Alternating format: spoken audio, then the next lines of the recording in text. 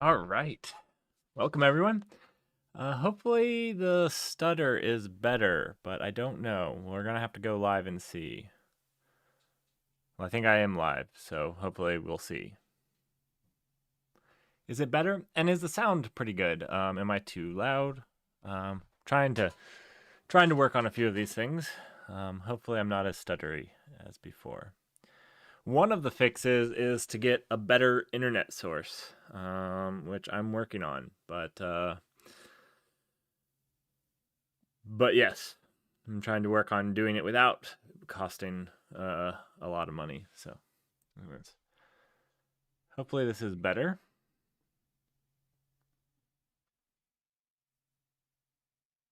All right.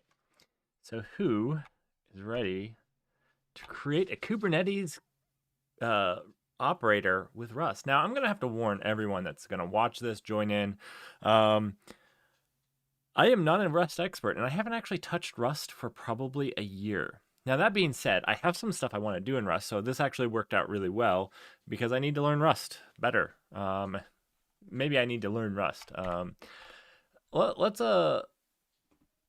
Let's start by letting you in on some of my future plans for some of this live streaming.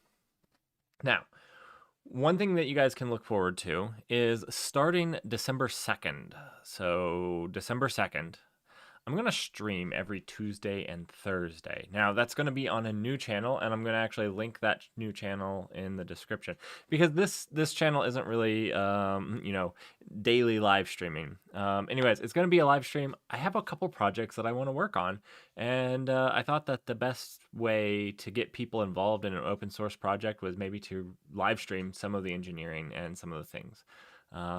So for December and probably January, we're going to do Advent of Code. I'm not going to do it every single day, so I'm not going to get through it in the 25 days. We'll probably end this in January. If you've never done Advent of Code, it's a great way to learn another language. And so we're going to have fun doing this through December and January. Then starting probably February, we're going to start working on Gary and Cappy CP. Now, Cappy CP needs a new name, but for right now, we call it Cappy CP. And these are projects that I'm really interested to do with you guys because they're going to kind of stretch your knowledge of what distributed computation is and how it works and what we're going to do with it. So if you're interested in seeing those, now, obviously, both with Gary and Cappy CP, I will do like videos on them on this channel whenever we do something really interesting, or maybe to consolidate a bunch of stuff. But if you'd like to be there for some live coding, for some live planning, some of the very first ones we're going to do, we're actually going to just lay out and design these things. So if you want to be there for some of the designing, about an hour after this, check out the link in the description to the other channel and follow there so you can follow along with those things. We'll also be doing Advent of Code with Rust. So if you want to learn Rust, I'm going to compress these into maybe 2 or 3 videos with learning to Rust with Advent of Code. But if you want to see it when it happens and get it before a little bit, February of next year, then join in. We can struggle through all of these problems in Rust together. All right, that brings us up to today's challenge. Using kubeRS to build a Kubernetes operator in Rust. I have a blank directory that we're going to start in right here. There is nothing here. This is just our operator. And we're going to build an operator with Rust. We're going to see how hard it is to do to make it with Rust. All right, so there is no operator framework, which I'm actually tempted to make because you can actually make these like you make these build.rs files and actually define a way to build. So I actually think you could make a pretty cool operator framework for Rust, and we're going to talk about that throughout doing this. I don't think we'll have time to get into that, but maybe that will be one of our projects for next year, one of our open source projects. It shouldn't actually be too hard to build one of those things. I know that's famous last words, though. All right. So is everything sounding good? Yeah. Does everything? My audio sounds good, not just left ear. I know it's mono. I checked. It's mono, so it shouldn't just be left ear. All right, so let's get into this. I guess the very first thing we're going to have to do is create a new Rust crate. Again, I'm just using the stuff that's in the examples for here. They have some stuff on CRDs and custom clients. So let's create a new, I haven't created a new crate in a long time. So, I think it's just init. It's cargo, sorry. Like I said, I haven't done it for a little while. I want to say it's just init. Yeah, init a new cargo package in the existing directory. So, yep, we're just going to do cargo init. We'll call it RS operator. I think that we're just going to try to label nodes like the labeler does. We have a Go project. So let's do that. So cargo init. I can show you the help here. So yeah, we're just going to do init. If you're trying, so there's a couple things with that, and you can do whether it's like a bin, like it's a package, or whether it's an actual application. We're doing an actual application, so I don't think that we need to worry about that. Use a binary application template. That's the default, right? Not a lib. We don't want to use, we're not making a library. Now, if we made an operator thing, that's actually what we would do, is use a library. So, yep, we'll just init. Bin is default, but we'll call it out anyways. Bin and yeah. Now you don't have to use init. You can actually declare the package if you wanted, but this is going to make the stuff, and we'll have our source and our cargo. All right, cool. Now I know one thing that we're going to want to do is pull up this cargo, and I know that we're going to want to use Tokyo, so I'm going to throw Tokyo in here right now off the top of my head. That's the only thing I know off the top of my head is Tokyo. Now, which version? Let's see. I think Tokyo 1.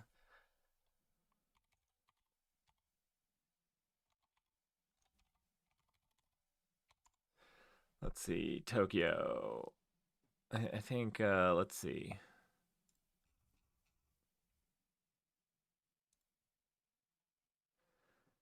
$114. Well, we'll use the latest and greatest.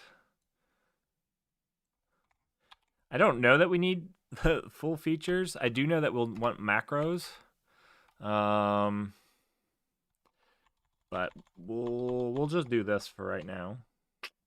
I think full probably means everything, and really we need macros for sure and the multi-threading, but like I said, I'm not good enough to make those decisions right now. All right, so we've got that. Oh, we also need cube, so we need this library right here, this CubeRS. So let's see what versions we have of that. So for this, I generally, what I go to is I go to their crates.io, and so usually they have this linked, and you can just copy that and paste that right in. Actually, this is probably better. Ooh, we're going to need this open API. I saw this in some of the projects that I was looking at. The examples is this open API. This is the Kubernetes API. I believe it's a dependency for the Kube project. So we're just going to throw both of those in there. Let's see. That looks good. Features version 122. We'll run Kubernetes 122 as well. All right, cool.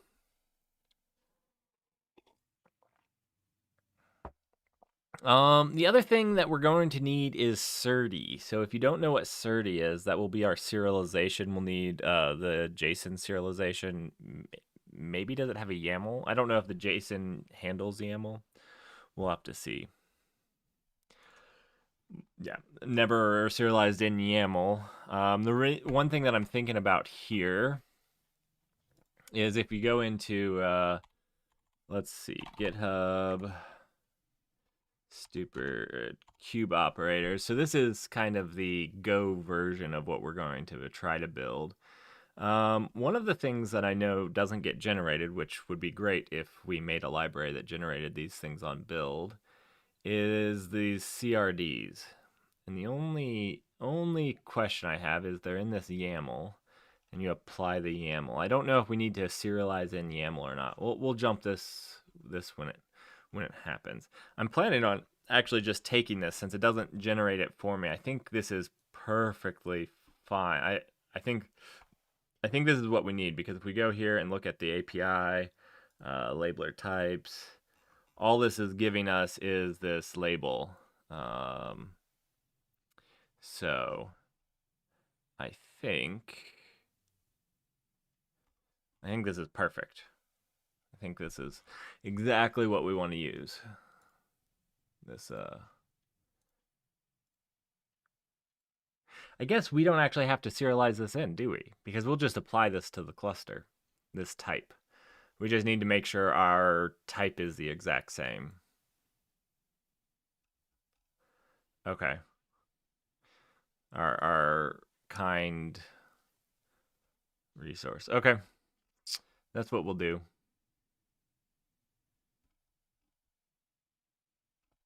I think.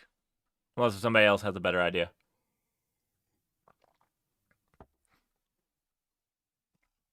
All right. So where to start? I don't know. That's a good part. That's a good one. We created a project. We have our cargo kind of set up. We'll need Certi. We can actually guess at Certi. I know. Let's see. Vim, cargo, toml. Let's see. We can guess at. So we'll need Certi itself. I don't know. 1.0. I don't know the version. We'll look up the version. And then we can do Certi. I always want to put a Y there, but it's not true. We'll do. Oh no. Wow, I really messed that one up. We'll do Certi JSON. I'm hoping JSON can do that. We'll need to go check that out. And we'll need to go check. Let's check these versions. Certi JSON.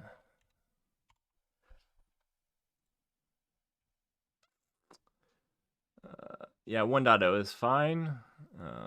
So 1.0 will get the latest in that generation. So this is a that you guys can actually read that. It's super small. Let me try and make that a little bit bigger. There we go. Yeah. So this is fine to use 1.0. Does Certi JSON do YAML? Oh, there's Certi YAML here. I actually don't know if we need YAML, because this is actually going to be hitting the API server, and the API server is going to be using JSON. It returns. It's a REST server, so it returns JSON. So I don't know that we need YAML. Yeah, so I think this is good. I think we'll just use Certi JSON. Now, do I remember how to use Certi? No, I don't.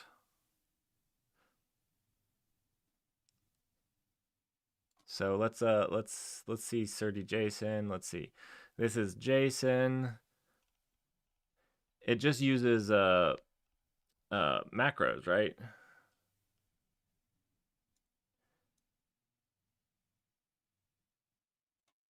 Okay, but I want it as an actual structure that. So use Certi result value. This is parsing the string into a JSON.value. Okay. And it allows you to access it like this. Okay, yeah. I want to do this strongly typed. Everybody likes strong. Why would we use Rust if we didn't want strongly typed? All right, so let's see.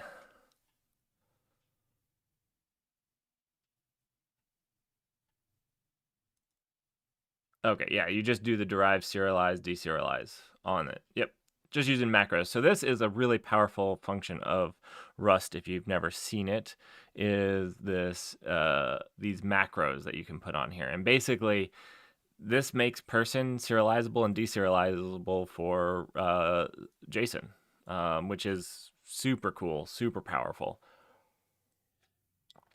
Do I know how to make a macro? Absolutely not. I just know that they're cool and how to use them a little. Okay, so that's all we needed to know. We can move on now. All right, so Rust project here. Let's see, we're good here. We have all of our imports that we need, I think. We have our source here. And yeah. So I also have Visual Studio Code open up over here so we can actually just click around. This is a little bit easier for just clicking around. I know Vim is fantastic, but sometimes you just have to click. I think we're going to do everything just right here in the main.rs, which I know is horrible, but it gets more complicated when you pass modules around, and I'm not sure that I want to deal with that right now. All right, so we need to do something in the main. Now I think here we can do something with Tokyo to do like an async main. Let's look that up. Man, I should have. There is so much I could look up.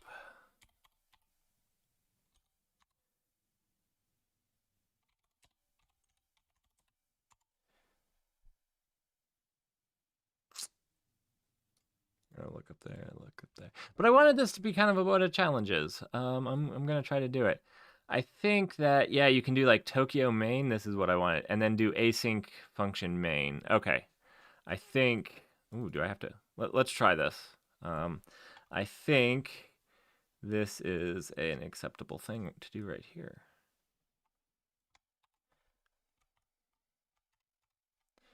We're just going to. And basically what this is going to let us do, why I wanted to do it, is it's going to allow us to call asynchronous functions from the main. Otherwise, you wouldn't be able to because it's not an async function itself. So basically, you can't call async await if your function's not async, and if main isn't async, then you can't do that. Now, do I need to... I don't think I need to call out Tokyo up here. Let's actually just try to run this and see if that worked.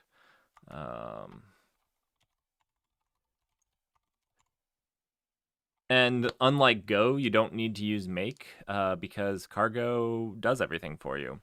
This is another reason why I want to build an operator for library that uses like the build, because I think that actually Cargo would be super powerful doing that. Like, I think it's actually perfect for it.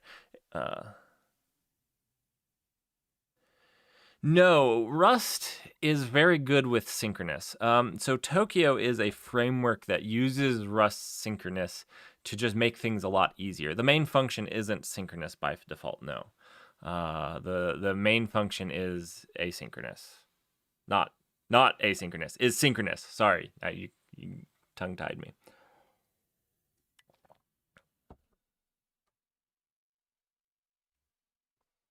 So while that's running, now this does take a little while because this is actually pulling down all of them. So you see it's pulling Tokyo. I don't know why it's getting hyper. Something, oh, you know what? I bet uses hyper. The Open API. Hyper is a web framework, a REST framework is a REST framework. So I bet you it's used in the Open API. So yeah, this is Rust going down. Now, again, don't quote me on Rust because I am not an expert. I have used it in a few little projects. I do really like it.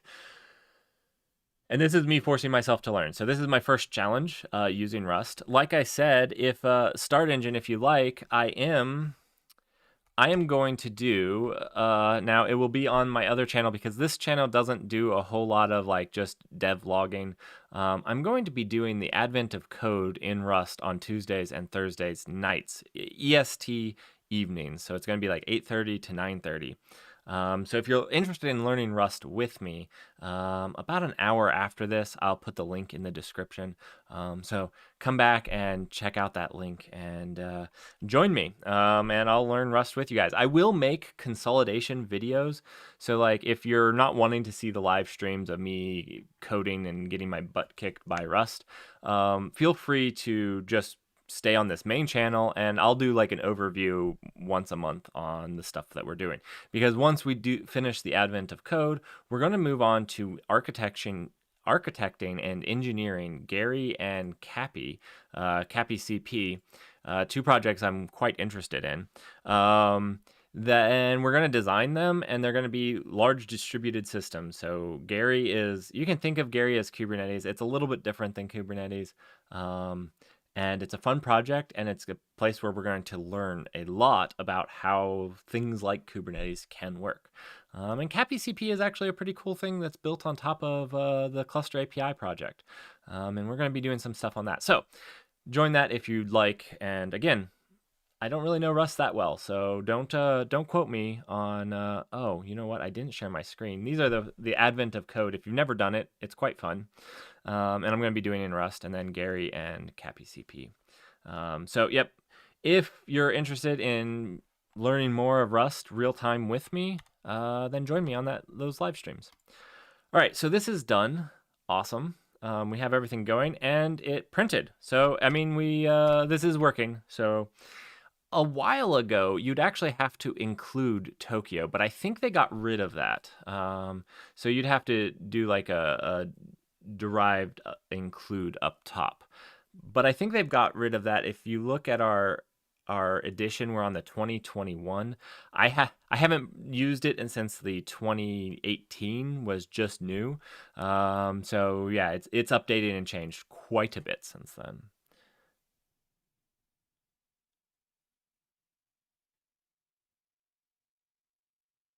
Yeah, so you've probably never heard of Gary because Gary is a project I did for a hackathon, which we did not win that hackathon, by the way, because it didn't end up working the way we had originally designed it.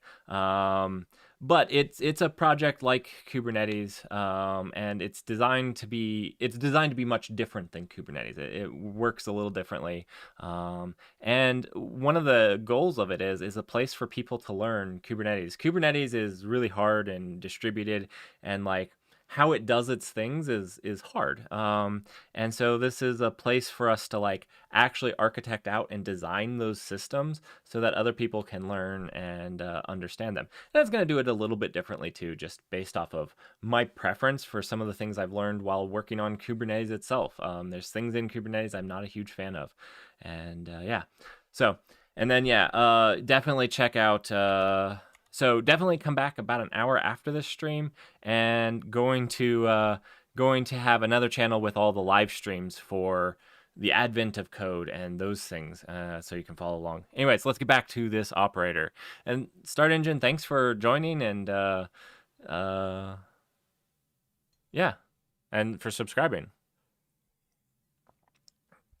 All right, so yes, and I suck at Rust, so I do really like it. I like what it brings to the table, but what this does is allows our main function to be asynchronous, because Rust's main function, if you don't have this async on here, is not normally synchronous, and if you don't include this Tokyo derivative here, I'm not sure what I'm saying. I'm just saying words. If you don't have this Tokyo here, you can't make the main function asynchronous. So cool, it worked. And now we can do like awaits in our function here. The very first thing we're going to need to do is get a Kubernetes client. So let's look at the documentation for that. Where did we? Oh no, did I get rid of the documentation for that? All right.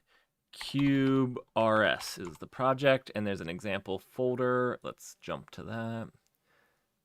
KubeRS. And then there's an example folder. Now, I just saw something that piqued my interest. I didn't see this last night. Controllers RS. Oh, this is their example. Their examples confused me. I'm not going to lie. I tried to look through this example. Maybe we'll leave this open. I want to take it one step at a time. Let's get a client. Is there a client in here? Client. I need a Kubernetes client. There's no like, I'm a dum-dum. Custom client. I don't want a custom client. I just want a client. Let's see.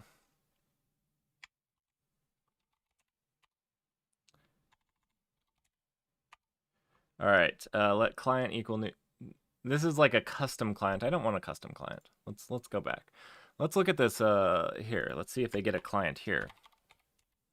They don't call it client.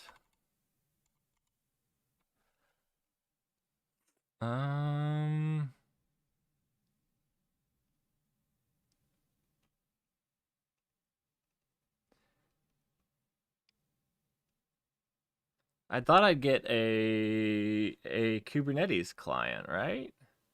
Maybe I don't. Where's their main function? All right. Oh, look at this. Oh, they do this. They return a result. We can do that too. It worked without it. I don't know that it's needed. Okay, so they set up some logging. Some tracing. Manager. Start Kubernetes controller. Okay, and then they start a web server. I'm not sure why they start a web server.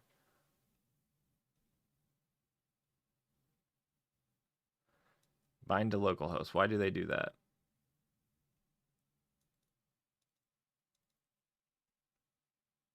So I thought I needed to start the controller, I thought that I needed the API, the client, but maybe I don't.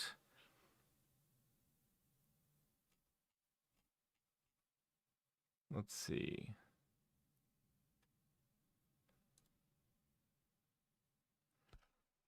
I had originally, let me pull up, I had another project which I think did it differently.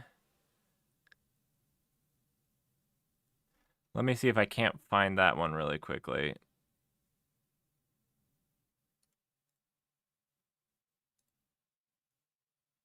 Yeah, I found this one, which I think does it a little differently. All right, so this one's main is right here. So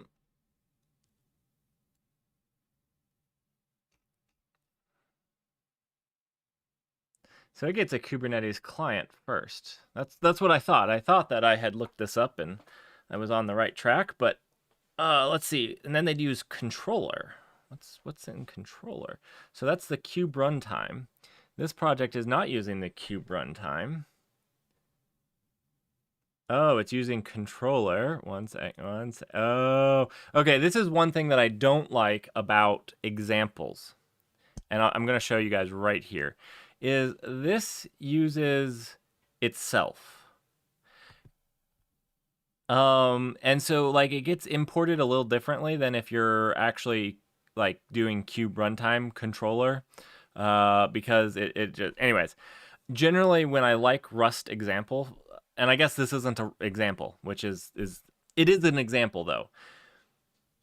Gah. Anyways, I like them to be written outside of using themselves directly so that you can copy and paste easier. It's a little easier onboarding. I ran into this like a year ago when I was first getting into Rust, so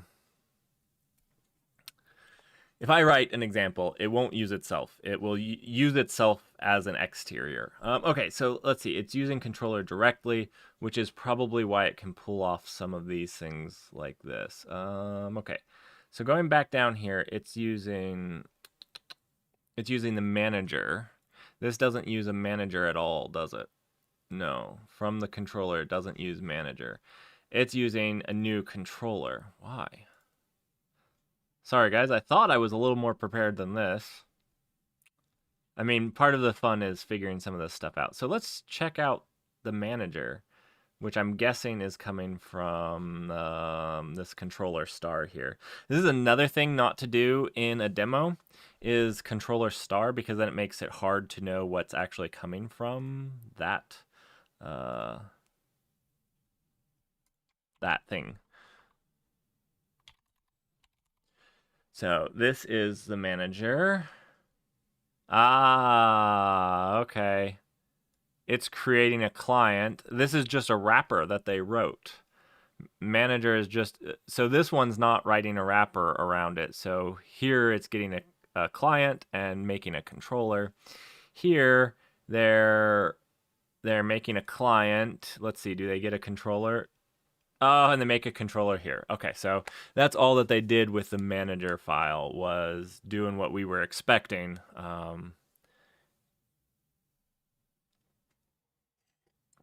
So does that make sense to you guys?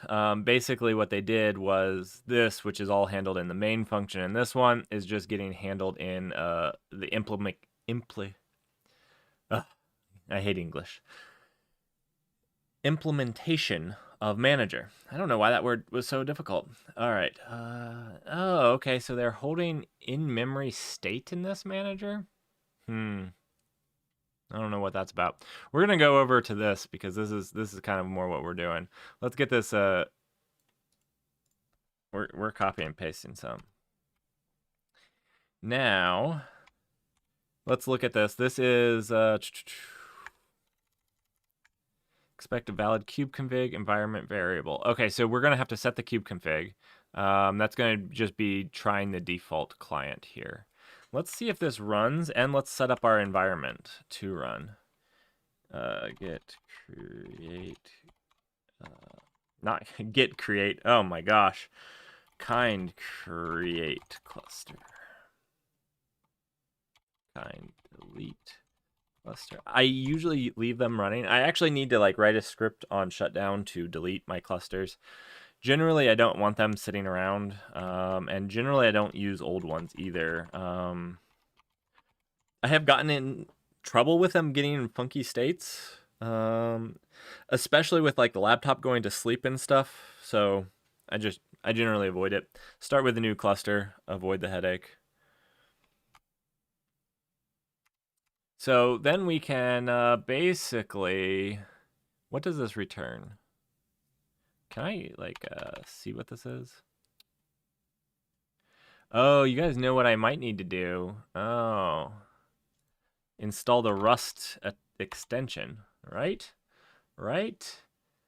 Does anybody know what the best one is? I'm gonna install this one. It looks official. It has a nice big R gear there, a rusty gear. It's still in preview 6 years later. Okay, let's see if that helped us. Some Rust components not installed. Install, yes. That might take just a little while we're running over there. So this is going to expect this. So this is going to fail if it doesn't have it. Seems reasonable. We have a kind cluster, so k get all. No. I forced myself to write kubectl out on screen so that I am not just using aliases, so it's easier for people. I might get to using k for an alias in the future, but I do disable all of those. Kubectl get nodes, make sure we have one. Then I think we need to actually export kubeconfig. So we can export kubeconfig equals.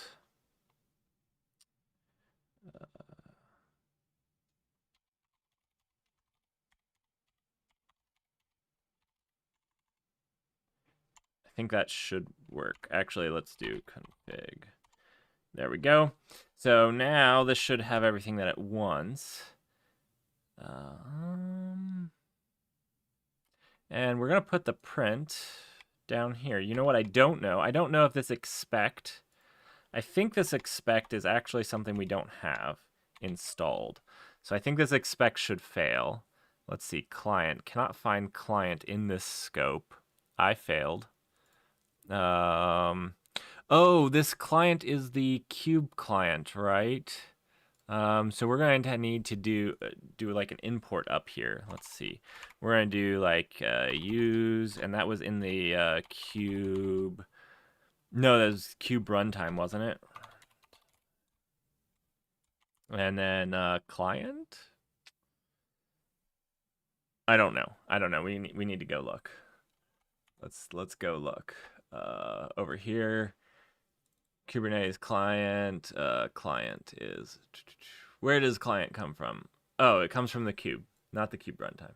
All right, we're just gonna copy and paste this.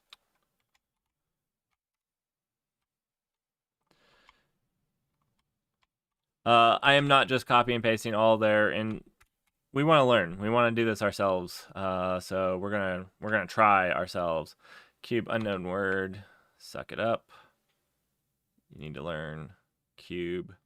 All right, so we're importing the client, the API, and the list params. Okay, I don't know what the list params is for. Well, I can guess. I can guess.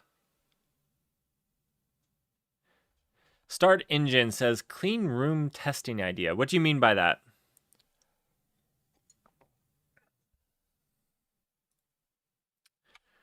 Either my mind is just a little foggy and what you say makes complete sense, or I am a dum-dum, which pretty sure I'm a dum-dum 90% of the time. Let's try running this really quickly, see if what we have is working. Cargo run. All right, so what I want to do now, that ran. What I'm going to do is I'm going to open a new window, and then do echo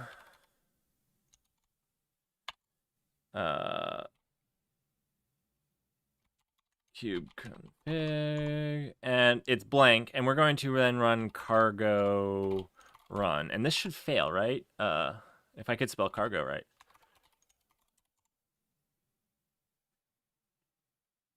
I thought that should fail because expected a valid kube config environment. You know, try default might by default also try the default location. So I might be mind gaming myself here. And to make this fail, I would have to, you know what? You know what? Let me, I don't think I have anything in there. So let's just do this.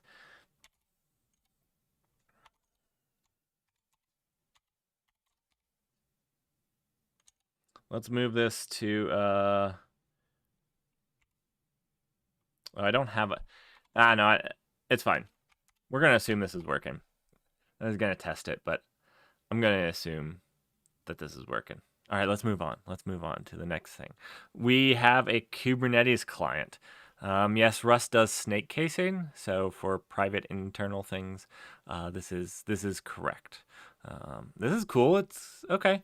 So the last time I used Rust, it actually struggled very much with like relevant feedback, but this is unused variables. Cool. So the next thing that we want to do is, I don't know. I'm not. If we have a client, let's make a call. We should be able to like use this to like get pods, right? Okay, client dot ooh. Will it not show me?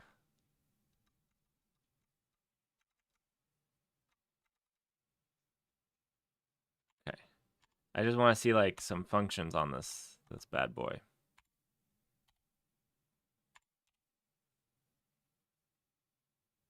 No? Can I F12 on this? No definition per client. Yep. Well, that's sucking a little. I was hoping that it would just take me to the definition.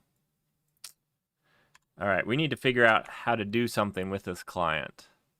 So here, we create a new client. What do we do with this? I'm not worried about metrics and state. What do we do with this new client? Actually, client is far better than this garbage. I'm switching to client. Of course, it's a Kubernetes client. We don't have any other client. All right, let's the context. They're making a new context. Oh, they're looking at an API.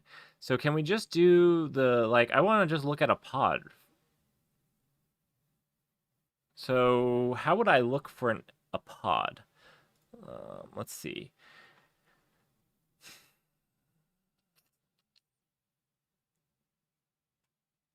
Do they have just like a git pods? That feels like a good.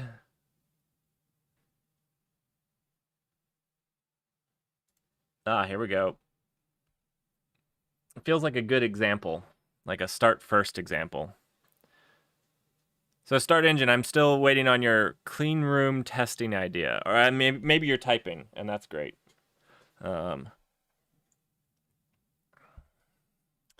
I'm just trying to figure out how to get pods with this. All right, I'm much more familiar to reading Go, so sorry this is going to be a little painful. All right, create a pod blog. Okay. Oh, but they're just dumping a bit of JSON. One second. Client is try default. That's what we're doing. And they're just waiting with a question mark. I've heard that this question mark is bad, so don't do it. You should do the accept, like what we're doing here, because the question mark just, I guess, fails or moves on. I don't know exactly what the question mark is doing. I just have heard that it's bad.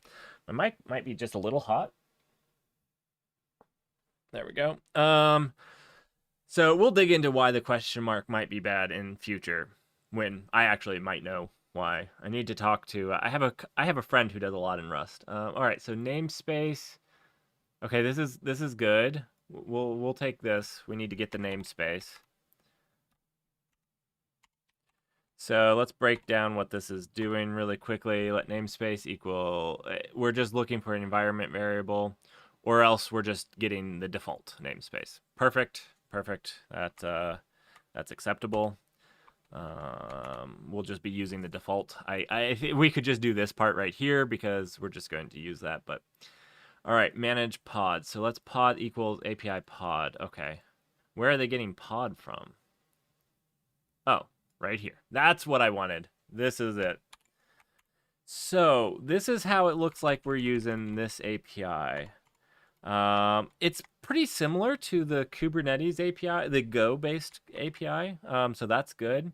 Basically, we can just go in here and do this here, is API pod. So we're just making an API for the pods in the namespace.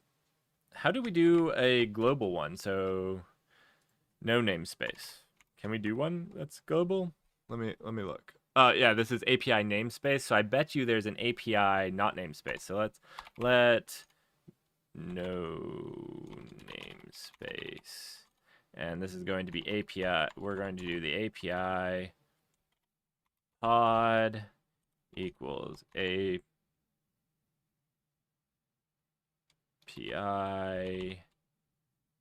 Oh man, this autocomplete really is not working for me.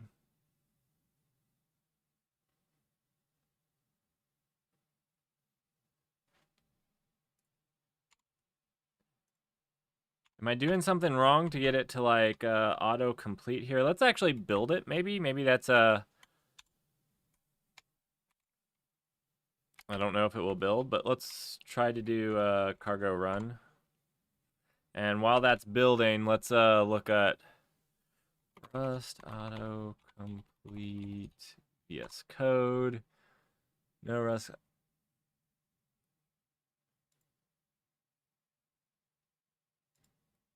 All right.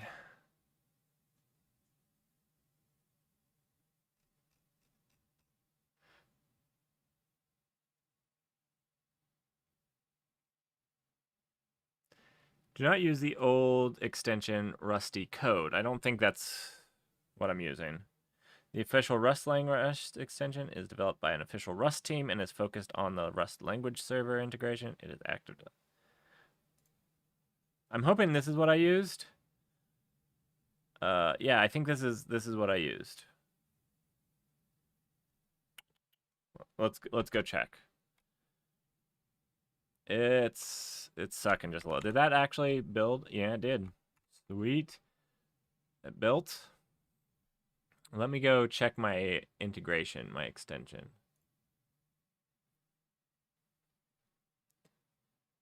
Yeah, this is the right one.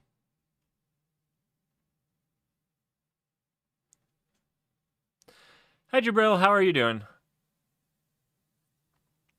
We are just getting our butt kicked by Rust. Now, I just noticed this is not well rated. So maybe we'll try the other one that this person is saying here.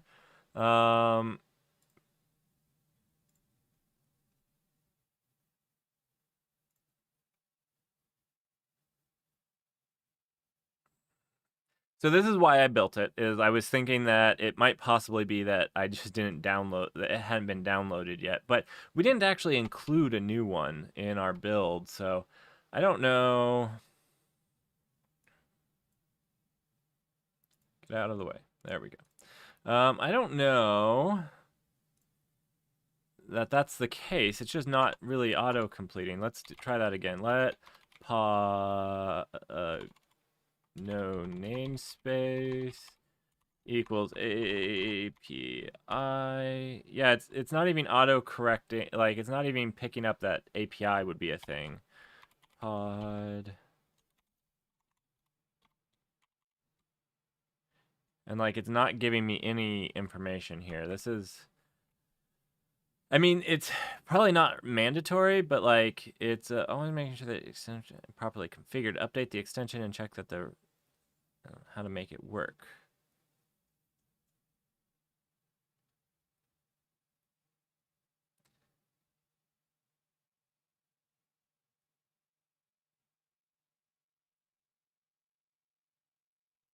Let's try restarting Visual Studio Code because possibly I installed it with it up.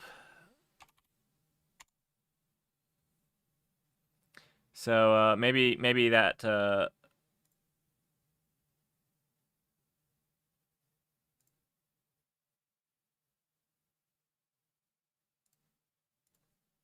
right. So maybe now it's clean reloaded. Is it going to API? No, it's not. That sucks. Okay, well, I'm not gonna waste any more of our time on trying to get autocomplete. I just thought maybe it would be nice. We could also just try to do this one really quickly. I guess that one's not there anymore.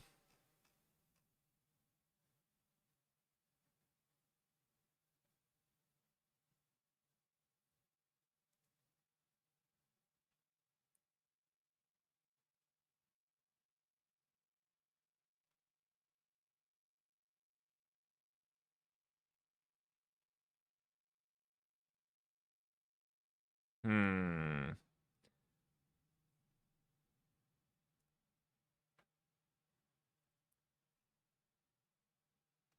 Well, no big deal. We have we don't need this.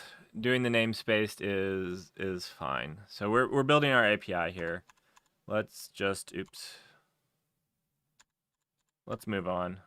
We can try to get autocomplete as like a secondary thing. I thought it would be pretty easy with just this extension. Let me look Rust again. Rust analyzer.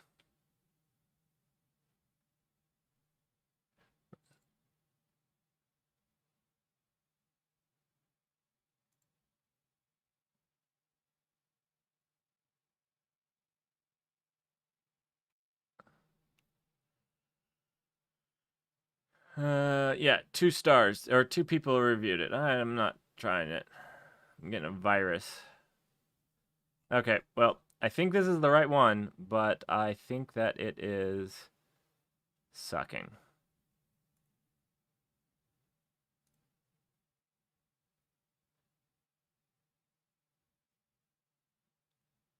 It hasn't had any release since 2022? No, 2021? Maybe this isn't the official one.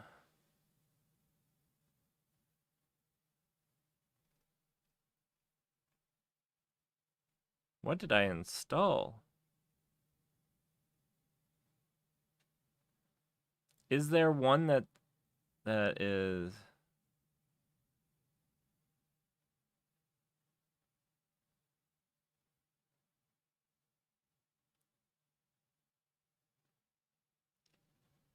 Huh.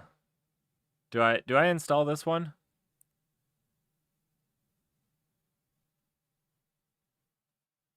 Is there a way to get the kube config dynamically instead of copying one from the local system? That's a great question, Con. Cans, I'm gonna call you Cans. Please correct me if and when I'm wrong. I'm probably wrong. That's actually a great question. Yes, there is actually ways to do it.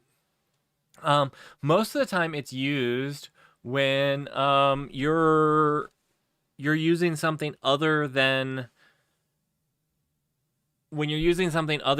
let me think about this. When you're using something like OAuth to protect your API. So if you want to enable teams to use it, you don't want to be passing around static kube configs and things like that.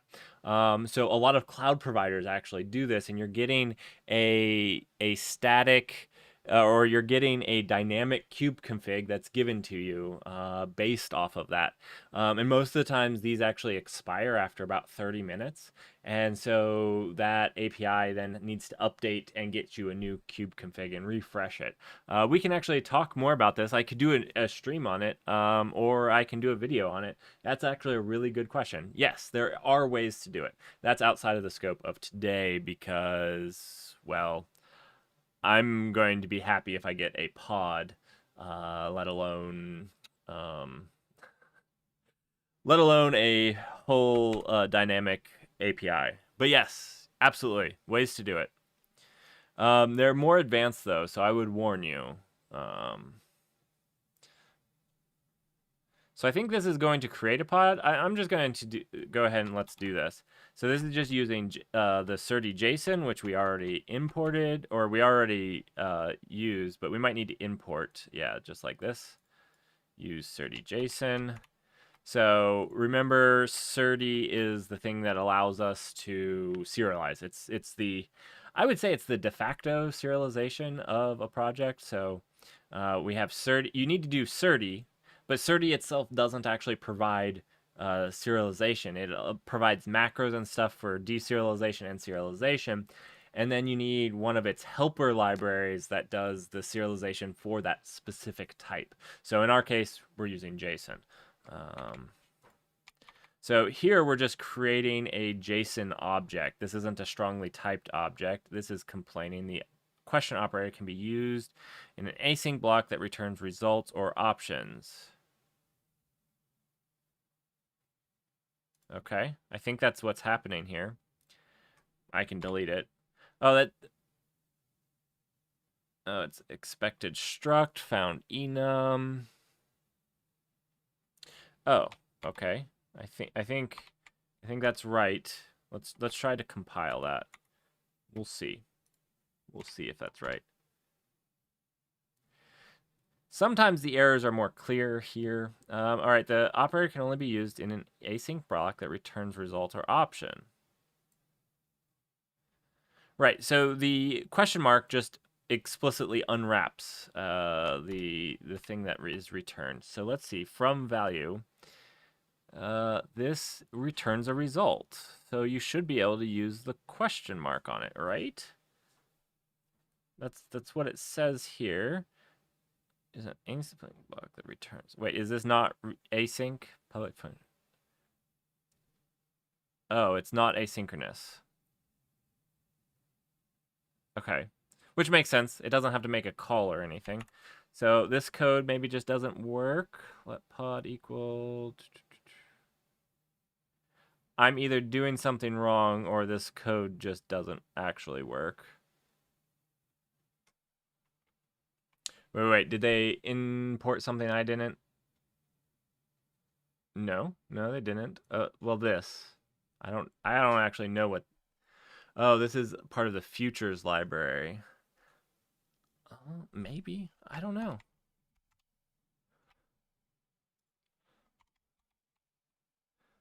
And I don't have futures. Must unresolved import. So we can actually see that in the build here. So our cargo needs to have futures. Okay.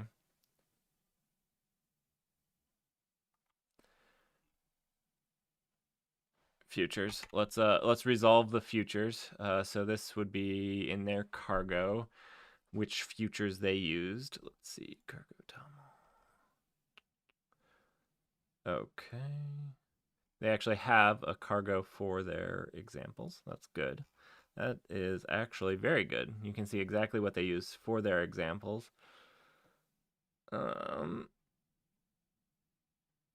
Here we go. We're just going to use theirs.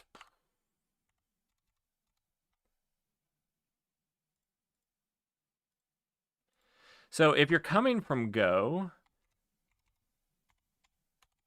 this is like your Go mod dependencies, except it doesn't suck and is less automatically updated. So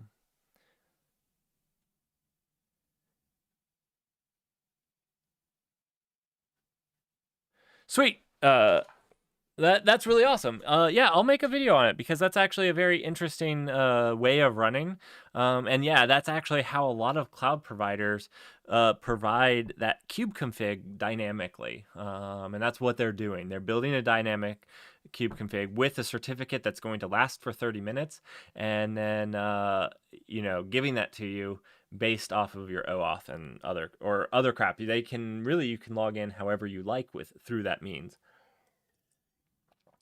I couldn't go too in depth of it off the top of my head. I don't deal with that every single day. So if you're asking me to know exactly how it works off the top of my head, I do know that there's basically a module that sits there and redirects some of that crap for you when it fails. Again, I'll make a video though because I don't want to. I probably know about 75% of it, and I don't want to misspeak. I try very carefully not to misspeak or correct myself when I am wrong. All right, so let's see if this works now. Maybe my one thought is maybe that futures library is letting them unwrap it this way. You cannot. Oh, cannot use operator in an async block that returns blank. It doesn't return blank. It's saying try Oh.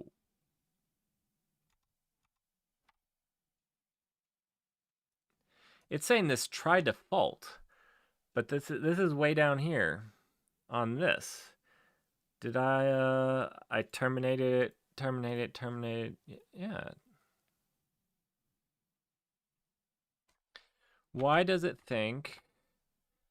Why is it saying it's this call that's not getting terminated?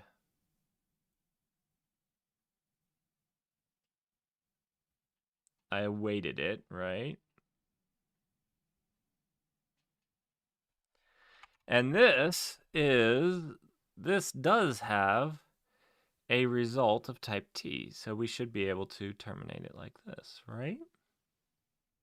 Uh-oh. Let's go back to the example and see where I stepped off the path. Here we go. I stepped off the path. Let's see. They made a pot. Okay, so they just did await and question mark. So instead of doing await question mark, I did await. I did await and then expect. Do I need to do question mark after this to finish it? If I have to do that, that's stupid. I thought the expect was in lieu of the question mark. Let's just do this.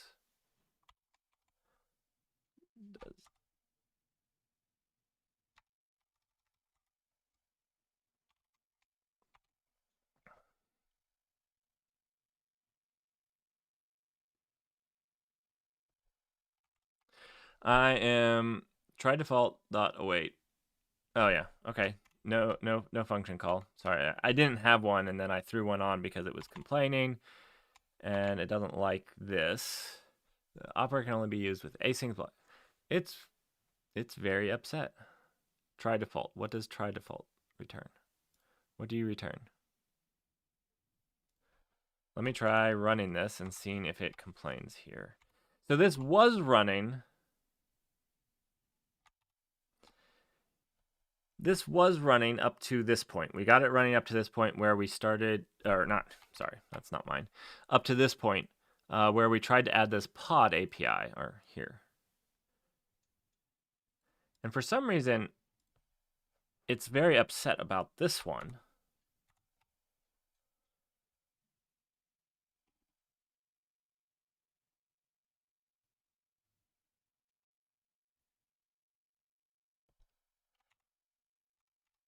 All right, let's jump to a different example. This was the pod API.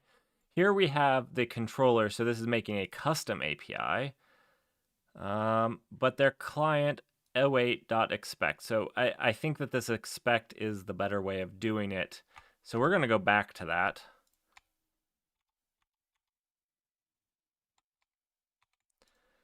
Await, expect, yeah. And then down here, they create a new API. Now this is a custom API.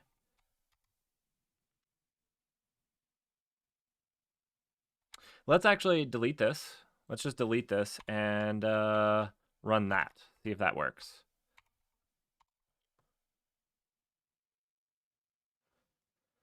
So that works. I don't think it's missing return. I mean, it could be. Because I don't need to call return here because main's not returning anything. So, basically, whenever I add this, it complains about this here, but then it starts complaining about this. Oh, you know what? Do I need to do like dot await? I don't know how this works for them. I don't know how this right here works for them. What am I doing wrong? Let me try copy and pasting again. I'm guessing that they're on a different version of... Let's actually check their version. They're on 2021. What did I do?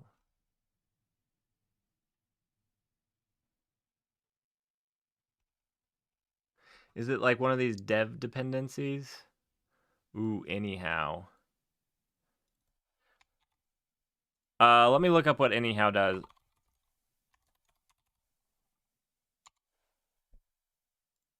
I have seen this used before with anyhow or equivalent of Rust as a return type of function within. It's Rust anyhow. Well, that was unproductive. I was wondering, and this is why they actually return a return type on the main function. So this is a function of anyhow. Yes, I have run into this before. If you're going to ask how I pulled out anyhow, and I think that this goes under dev dependencies. I think that's how that's done.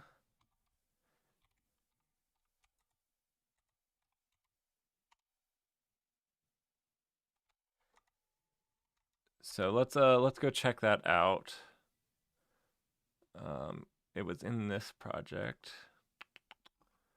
So they don't have to. I wish you had to import it. That would make it a little more declared. All right, tracing pod.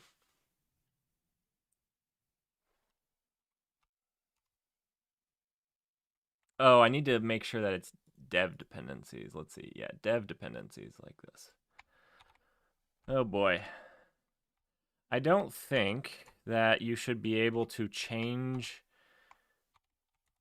We might need to build.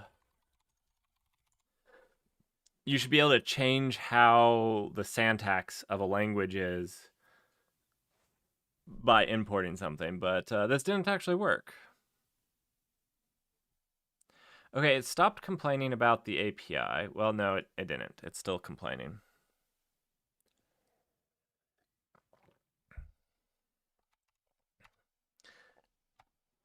So like I said, everyone, Rust is fantastic. Just a little rusty around the edges.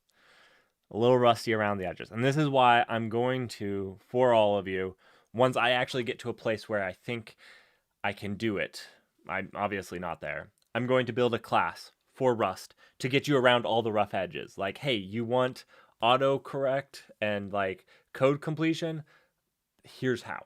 You want all of these things? Here's how. So I'm going to do that for all of you so that you don't have all of this. And thanks for sticking around for the ride and giving me your suggestions. I appreciate it. Man, I thought that it would be less rough, but okay, so maybe that's not the only thing. I know anyhow is something around that where you anyhow allows you to propagate it up to the calling function, but that didn't seem to help. Tower, HTTP, warp, tracing, tar, static assertions. Static assertions, I don't know. I already have the full Certi JSON.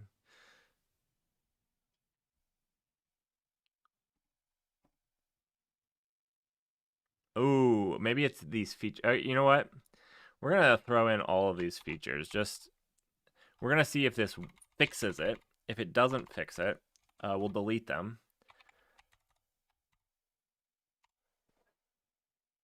So we're gonna pull all of those in, and we're gonna see if that actually fixes the issue. I don't know that it will. I just wanted to make sure that it wasn't. All right.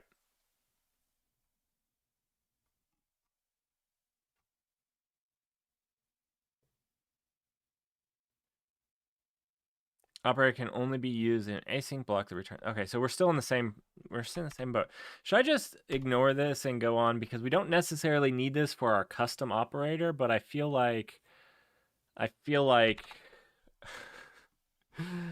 shouldn't be so hard. Dev dependencies, examples, I get it. Should I just copy and paste all the okay. All right. Here's the hammer, guys. I'm putting the hammer down. Hammer is down.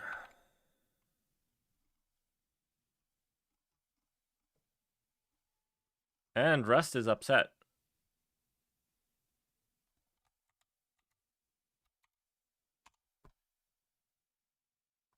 Okay, yeah, I screwed something up.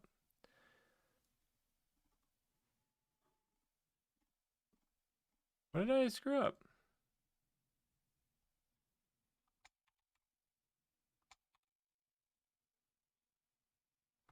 Okay, it's happy.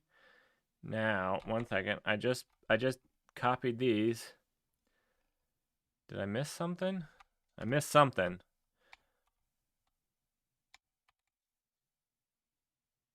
It's now not happy. Why are you not happy? Failed to parse manifest. That's all you're gonna tell me? Okay, I'm adding a return just for you. Let's do that. But dude, I don't actually return anything. I can't. I mean, we can add the return, but many things you don't have to. Let's go back here and we'll add the return that they're doing. So this is their return. They're just returning an empty result. You know what? Maybe if this works, I'm sorry for ever doubting you. And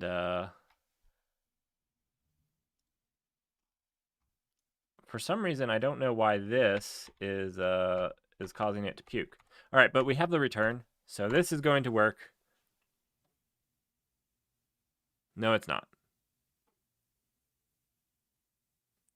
I guess the return could actually make sense because if you're propagating it up, so that actually makes sense, Cans, is that you might need to actually declare the empty return just because this is going to propagate it upwards.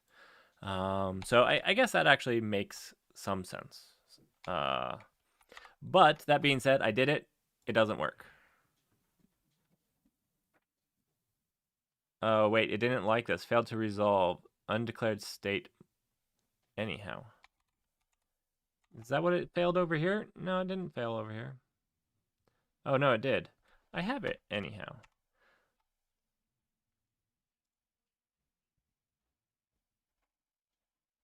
Do I just need to put this under my dependencies here?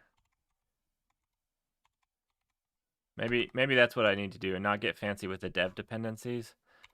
I don't know exactly how. Oh, I think we're on to something. All right, now let's just return an empty result. How do we do that? I don't actually know. Rust empty result. Rust return empty result. You know what? Oh, okay. Yeah, I did know this. I've done this before. I've literally searched the same thing previously.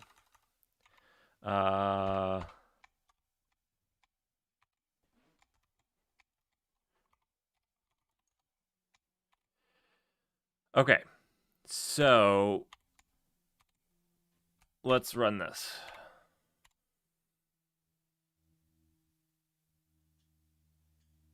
Now, what my question is, what my question here is was it this, or was it the fact that we added this to dependencies instead of dev dependencies, which I don't even know what the crap I'm doing here. I think dev dependencies, I'm not sure. We're going to look that up.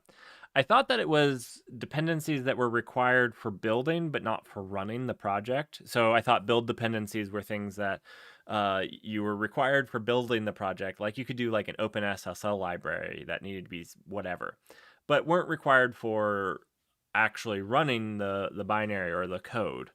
But I guess I'm wrong. Because they have anyhow in their dev dependencies, and it worked. Anyways, I actually want to test this really quickly, so I apologize. Now that we have anyhow, can we remove this and this, and will it work? Oh, 1 second. Let's remove all of this. It might have been a combination of both.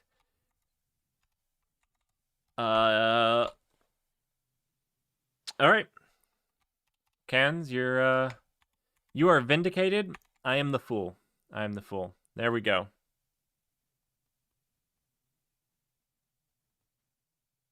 So, Cans, how do you run in dev environment?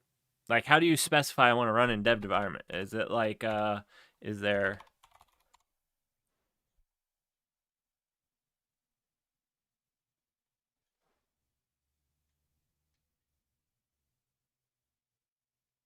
Is there a way to say like dev?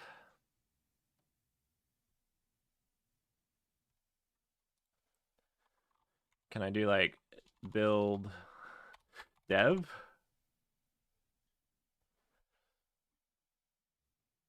Is it a target? That would seem kind of weird, right? Okay, we don't need to get overly bent out of shape on this. It works now. Cool. All of this to basically just do the example. I did know that it was await. You need the anyhow, but all right. Let's check this out. Pod. They create a pod. Then they're using just the default post parameters, and then they call pods.create. So once you create this API, and it's an API for that thing. This is a little different than in Go. We can look at the Go just to compare.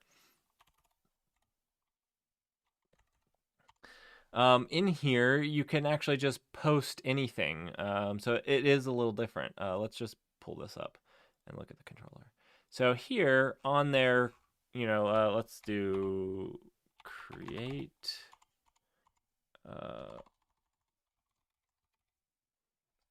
Do I not really? Okay.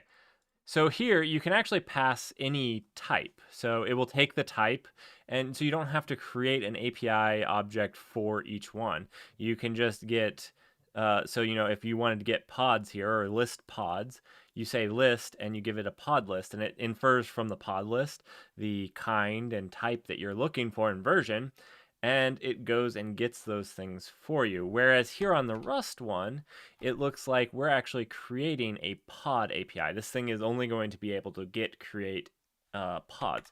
Let's finish this up, this example. Oh no, I got lost. Where was I? Okay, here's the pod. Let's create the pods, and then we'll get back to our controller where we were actually trying to do the controller thing. Because because we just wanted to use the API just a little. And then I'm going to take a quick break to make some coffee as soon as this is working. We don't have any tracing info, so stop that. Don't do that. We're not doing it. Wait for it. Yes, wait for it. That is. You know what? We don't need to do anything if it's okay. Right? So they're just waiting. Let's see. Let name equals output name, and then they're creating. And then why are they doing the sleep? I don't know why they're doing the sleep. Because it's not like they're looping. It's not going to come back. This is just going to run once and then move on, right? So why are they sleeping? We will need these post parameters. I'm assuming this is where you do like namespace and some other stuff like that. We are going to need to include those post parameters.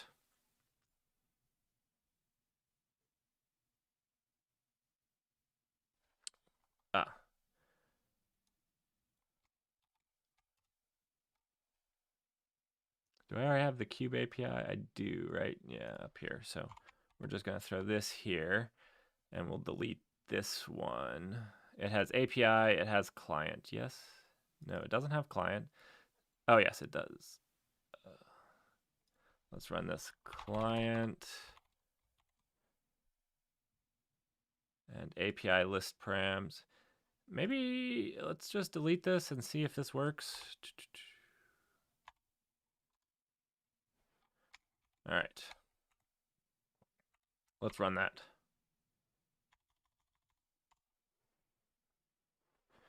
I can try setting an environment variable. Yeah, I'll do that. I can also just Google it. I'll Google it. 2 warnings. Undeclared use of creator model. Tracing. Oh, I thought I deleted that. Oops. Oh, I in fact did not.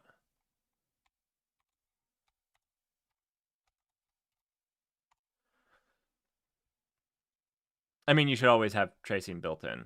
That's granted. All right, cool. Now, if I actually understand this right, we should have...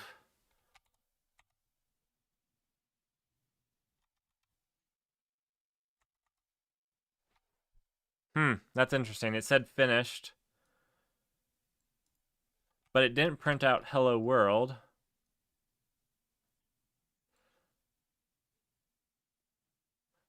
And I don't know why you would sleep right here anyways.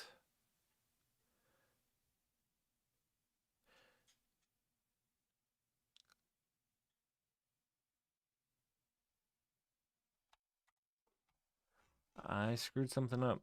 That's for sure. Let's see. So this is waiting, so this makes sense. You're watching. We did create though. We did, right? Yeah, create. Actually, the easiest way is kubectl get pods. No resources found. Okay, so it didn't work. Let's just delete that thread sleep.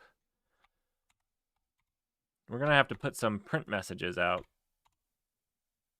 which I don't honestly remember how to do in Rust. No, I said it. We're just going to do these. Does it get here? If it doesn't get here, this is where tracing would help. I wish I had tracing built into this. Okay, 1 second. We're going to go post this right here. This is horrible. Don't look at this. Don't watch.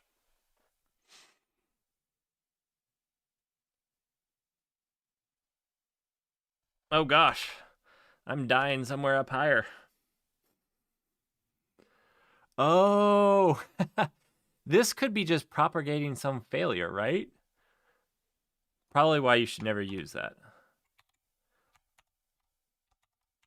All right.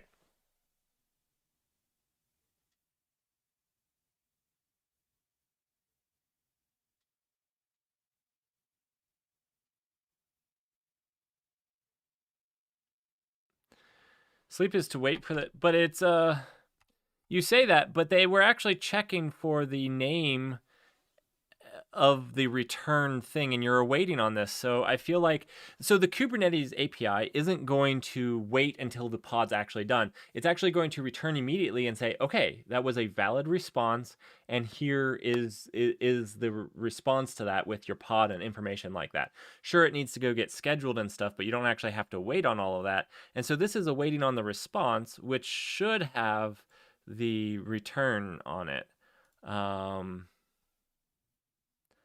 then yeah, I'll get it. But why is it not printing out anymore? It's literally not printing anything. I mean,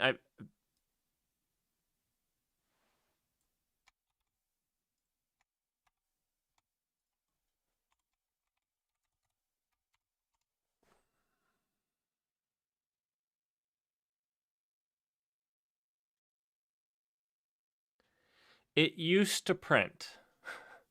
Okay, I probably need to find a different way to print now. I guess I'm guessing since we added the return, the anyhow return, like it's on some thread, and I don't know why it's not printing.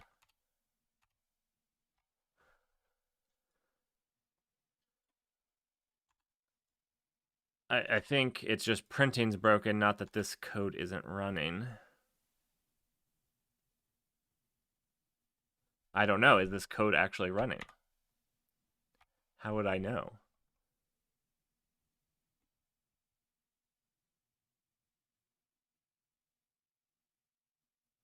Use the...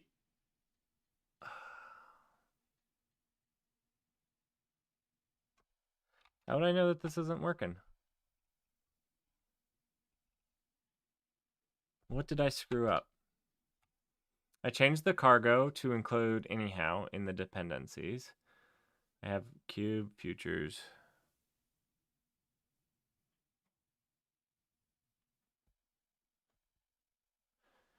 Oh, no. You are not allowed. Say hi. Say hi. You're not allowed back there. Go on. I get what you're saying, but the create command should return immediately.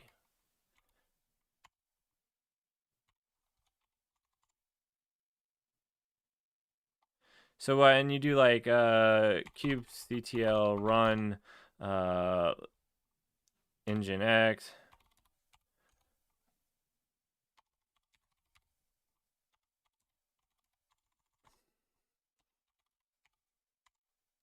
it returns immediately. It doesn't wait for you to actually do it, and you can see it's going out and doing it. And that's where like it should return immediately. It doesn't wait until it's actually done doing its job. The return is just saying that the Kube API server has accepted your request and written it to etcd.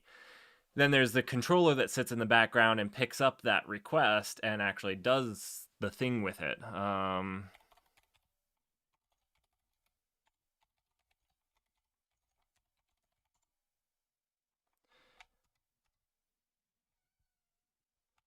But I'm also concerned here because for some reason,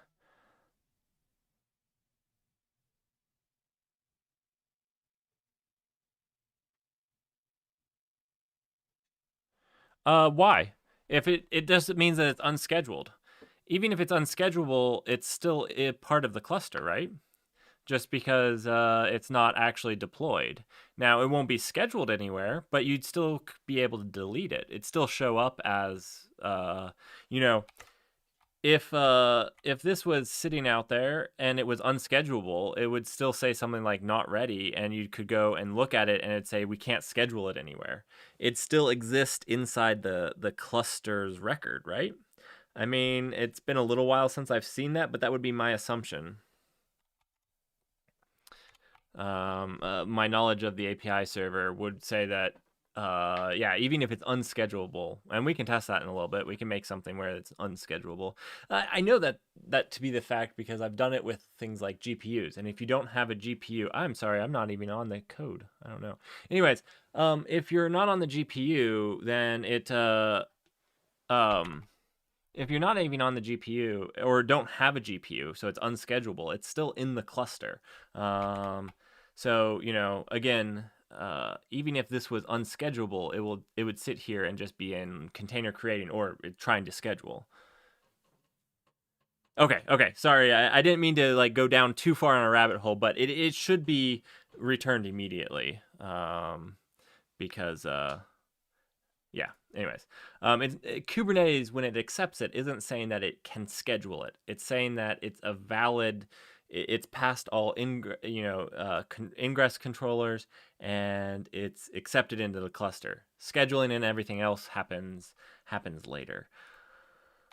Now that being said, why cannot we see prints anymore? So no print lines are happening. I thought these were thread safe.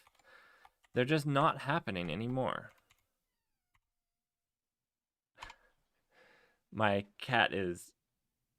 Oh, I did not mean to do that. I meant to do cargo run.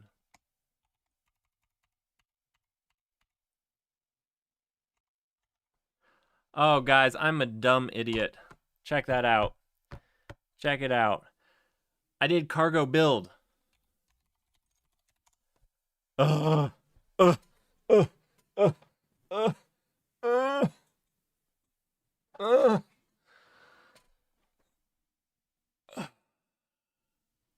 Like I said, it's time for a coffee break, right? Is anybody else feeling a coffee break? If you are, I am too.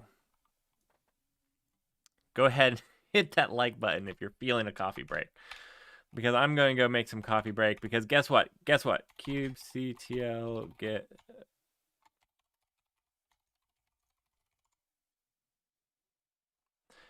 And it worked.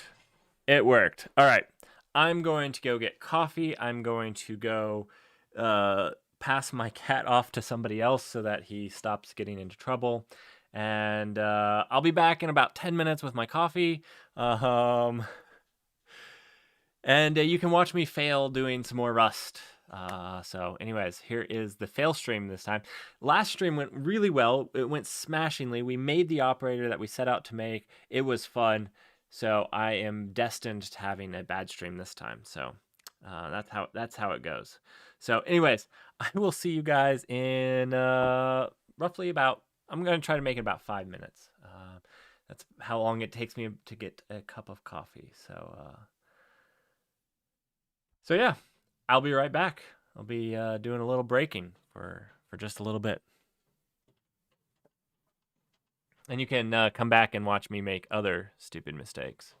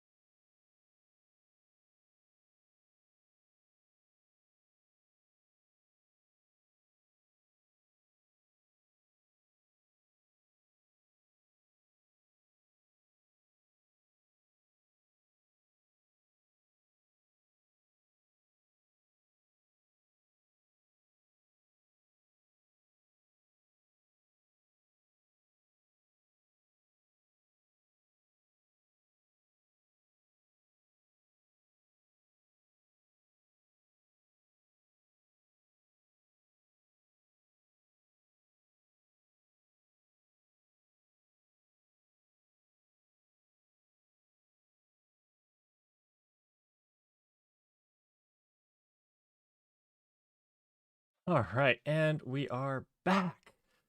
So, thanks for everyone that's still here. Cans,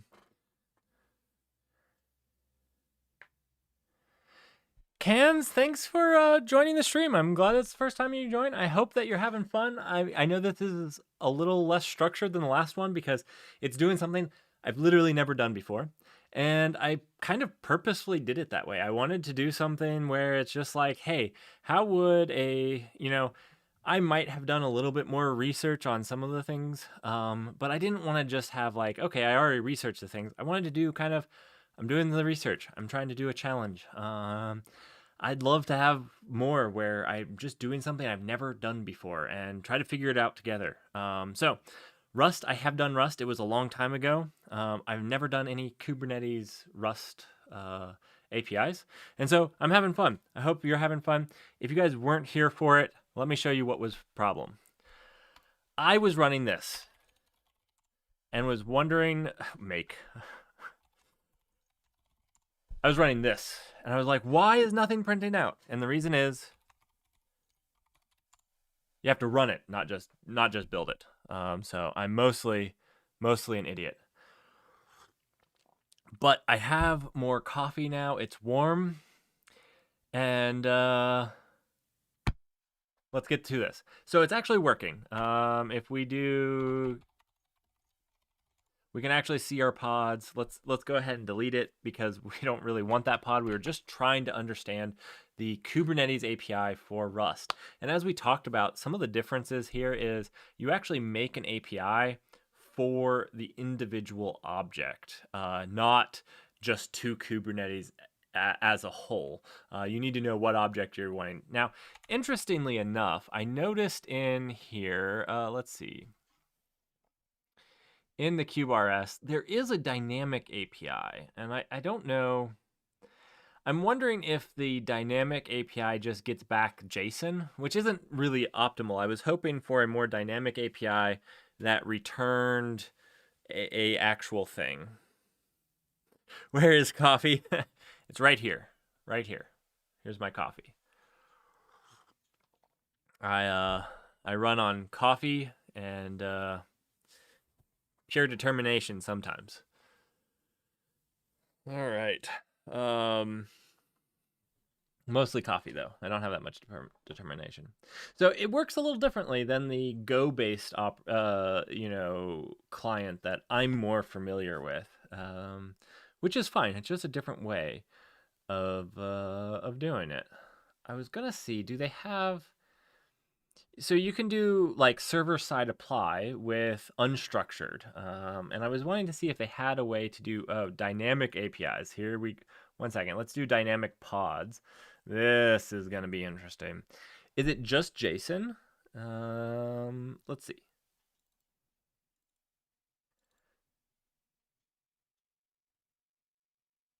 And everybody, thanks for joining and liking the stream. I really appreciate it.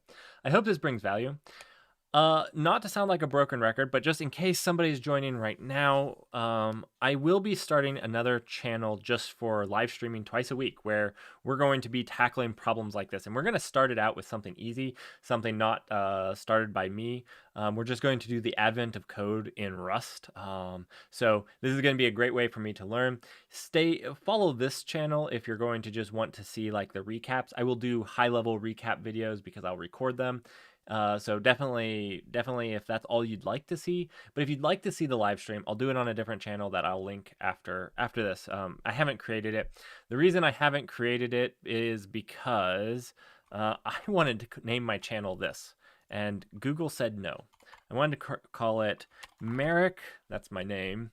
And I just wanted to pipe that to Dev Null. I thought that was a fun name.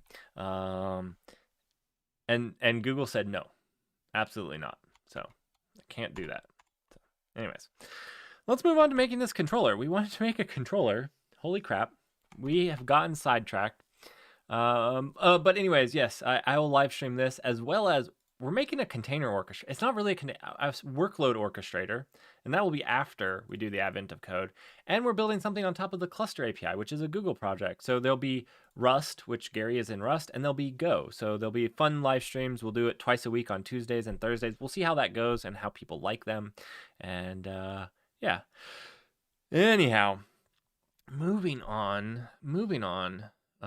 Yes, we're using anyhow. Let's look at this controller again. Now that we need to make an API for our custom resource. Now this is where it's not as nice as the custom resource like Cube Builder. So if you guys are used to Cube Builder, I did last month, I did a operator in 2 hours or 3 hours that actually did something cool. It basically allowed you to label a pod and it would make a sidecar. Anyways, in that, Cube Builder basically builds out this custom resource for you, and that doesn't happen here. And maybe something we need to maybe that's something that we need to actually do, is where we actually can generate. Actually, this is a project I think would be really great, and maybe something we'll make on live stream at some point, is the ability to generate, basically make a struct, and then instead of like drive clone, do something like drive implement Kubernetes API and basically build the manifest file for you. I think that would be really, really cool to bring to Cargo and Rust. So you could basically do cargo build, and in cargo build, it builds out your API and your manifest files and everything for you. So yeah, definitely that's another option for our live streams that we could do. Excuse me. All right, so let's go. We're going to do this. We need an API. So I think, what's this foo API that they're doing here? Is it just a struct that they have here? Okay, yep. So this is where, this is what happens that doesn't happen in Rust.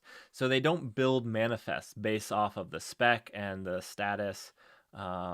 Where is the foo resource itself? So in Kubernetes over here, you can see that we have this same concept here, where we have the API and we have the types right here, but then we generate manifests off of this for you. And basically, I am going to bring this to Rust, because this would like tie in all the last little bits. But anyways, back to Rust. I need to recreate this structure in Rust. So I'm just going to copy and paste this over here, because I'm just going to use the labeler project, since I already have the custom resource and everything. So let's make the structs up here. And what they do, where is the foo? Okay, I just want to make sure that we're implementing the right things here. So they derive custom resource. Custom resource is a derive. Okay, cool. Deserialize, clone, debug.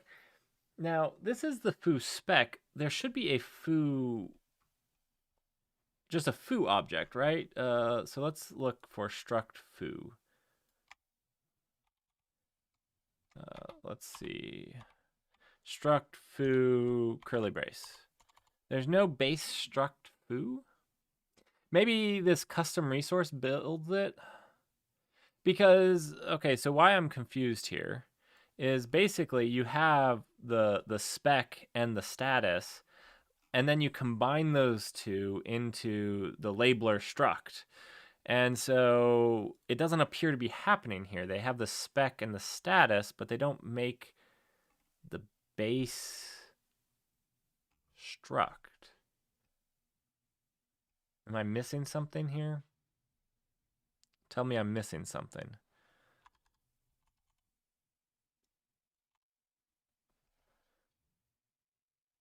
They give it a kind. So maybe it's building it dynamically? That's what I'm going to guess. That's my guess. I'm going to copy and paste this over to our code then as a reference. Actually, I just needed to copy and paste these over.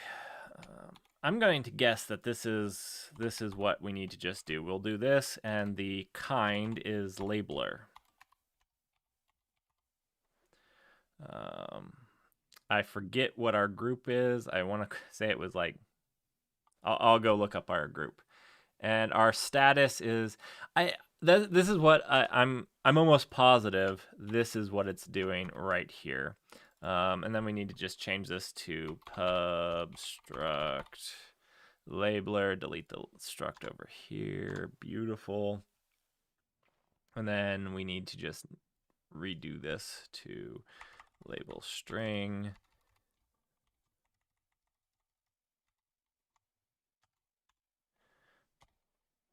Okay, and then we'll do the same here, pub struct.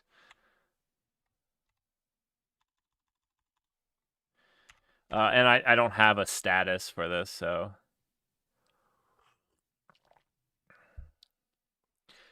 So yeah, this is the custom resources are. We're just using an operator I already built because remember this doesn't build the custom resource for you. So I'm just using this. I made a stupid Kubernetes operators video, and one of those was a labeler. So if you don't understand what I'm talking about there, you can go see there. That's what that is. I need to go look at what this is. Let's see, stupid Kubernetes operator. What is our kind I don't remember off the top of my head. So group version info. So our group is this. Nice. And it is v1. Group. Boom. All right. Now, it's wanting us, cube cannot find attribute cube in this scope. I might not have imported the right cube into it. We'll find out. We'll look at that. But let's see. I can delete these, right? I think I have everything. Oh, no, I need to do this. I need this drive from this. So basically, as I understand it, we don't actually have to derive. We don't have to make the labeler struct. It's going to derive it from here. So that's kind of cool. It's kind of confusing as well. Let's go ahead and delete this crap. All right. So let's see where it says we've done something wrong. Okay, yeah, custom resource. There's a couple things we need to import. Let's go check out what they imported. Oh wow, this is a lot. Big file, big file. All right, we just need to do this. Let's see. This is with the controller. Where's the custom resource? Sorry, I'm doing this for learning, so I'm not just copy and pasting large swaths of stuff. Custom resources coming from the cube, which we already are importing over here. So we'll just add this to the cube. Makes sense. Boom. Very nice. That's coming from the cube API. Deserialize, that's the Certi stuff. Clone.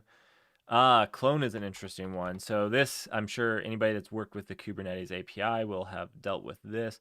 Where is it coming from? Is there a star up here? There's the chrono prelude. I don't know what this library does. We'll have to look that up. Where's clone coming from? Maybe clone is just a default one. I don't know. Let's see. Yeah, okay. Clone and debug. Sorry. Clone is a default one. Debug. JSON schema. That's going to come from our Certi JSON. I'm almost positive. Oh, actually, this is the JSON schema for this is the custom resource JSON schema stuff for what's the schemas? One second, I gotta look this up. Rust schemas. I'm assuming this is schemas for the Kubernetes API. You know how they have schemas? Yeah. All right, so if you don't really care about specifics, the easiest way to generate a JSON schema for your types is to, yeah, okay, so it's building the JSON schemas. I didn't know that this was building JSON schemas. Okay, I could be wrong with that it doesn't generate some of the stuff. Well, we're going to have to add JSON schemars.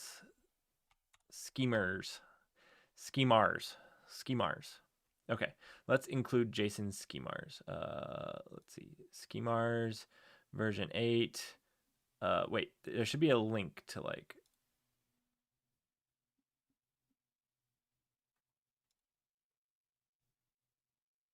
I just want the link to. There we go. I mean, I guess that was a lot of work for just. I love copy and pasting though. Make sure that I don't misspell something. So I don't know. I do like doing it. Cargo run. We'll run it. Did not work. I could have done build, but I'm not typing cargo build because it gets me into trouble. JSON schema is not implemented by labeler status. Uh-oh, it's right there. It's right there. It's in the same line that you accuse it of not. Oh, you know what I didn't do? I didn't implement. Okay, so I'm still not super smart. I didn't use it up here.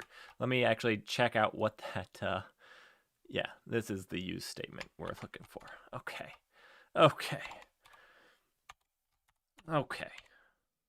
Fine. How about that? All right, the trait deserialize not implemented for labeler status. I call the trait is not satisfied. Oh, it's not satisfied. Okay. What did I went wrong, guys? I did something. All right, where did we go wrong? We have serialize, we have deserialize, we have Certi JSON. Oh, we need Certi. Yep, we need Certi, deserialize, and serialize. This is what we need right here. Cool beans. Yep. All right, now we're good. This is gonna run. Nope, didn't run. Oh, yeah. This is capital string for Rust, right? I believe so. Believe that's correct. Oh, we're gonna make another pod because that's how we roll. Yep. Okay. And print hello world quite a bit. We're very excited about saying hello to the world. Let's delete those because we'll leave the last one. This is kind of my flag for that it actually ran. All right. So cool. Deserialize. This is running now. Okay, so we have our labeler research source. We can delete this stuff, clean this up a little. No status.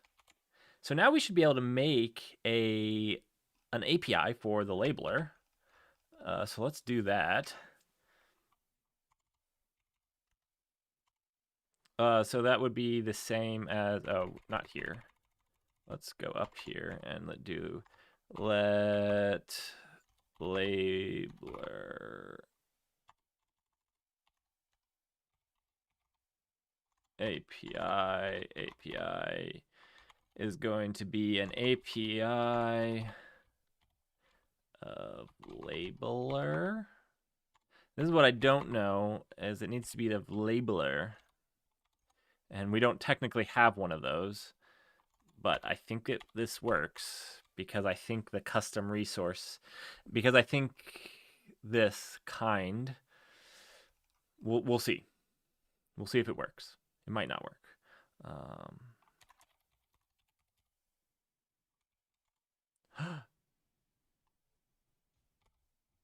I don't know if autocorrect is actually working. Client and at namespace.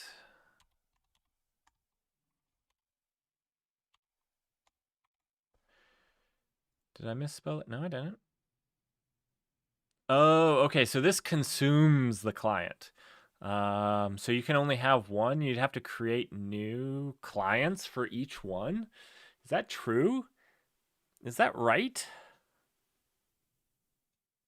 Or do we need to do something like client.clone or copy?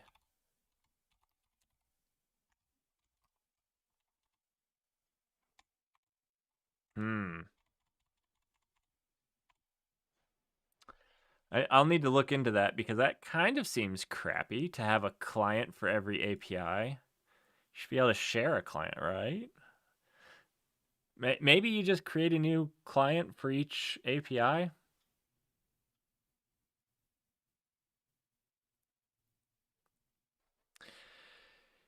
Yeah, so maybe I'm not so great at this live programming live. The stress is a little bit there. You're right. There is almost 2 hours.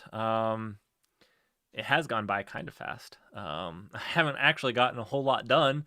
I got a project set up, but it doesn't do a whole lot yet. But we'll see. Is this correct that I can't reuse this client? I need to make it like a pointer. Right now, it's not a pointer, or I need to like put it in a box. I need to make some way for it to be shared, but we're not going to do that right now. That's yep, we're not sharing it. So what we're going to do is get rid of our pod crap. We're just going to throw this into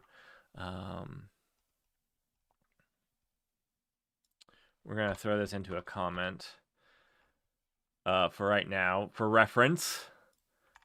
Won't check that in. Of course not. Would not be ever so cavalier. Oh, I check it in. All right. So now this should work because we're not consuming it. So if anybody doesn't understand what just happened right there, and again, I'm not the best at Rust, so don't like take 100% my word for it. But this is what's happening: is basically this namespace is consuming that client, so you can only have one per it. Now, I believe there should be a way, in C++. I know C++ better. Would be to create a shared pointer where you can share that pointer with multiple different things, and your resource still gets cleaned up when nobody is holding a reference. We should be able to do something like that, but I say should, and I've already gone down enough rabbit holes for today, and I'd like to finish this up. So I'm not going to try to do that today. But again, follow my other channel that will be posted on this video afterwards, because we will be learning a ton of Rust, and I will post follow-up videos on here when I learn those types of things just for you guys. I really want to start doing more mini Mondays where I just find little things and share them. It's hard because like I probably could do that with Linux for the next 10 years. But for me, it's hard because some of the stuff just comes so naturally that I don't even think about people might not know that, like how to use grep or, the file command. So I need to get better at doing those. It's on my list of things to get better at. I need to get better at a lot of things. All right, let's see if this runs. I don't know that it will. The only reason I don't know that it will is this labeler isn't actually a type. It's a pseudo type. And I'm hoping this derive here makes it a real type. We'll see. We'll see if it actually works. It worked. So that's what's happening. That's pretty cool because I always thought that this was stupid here.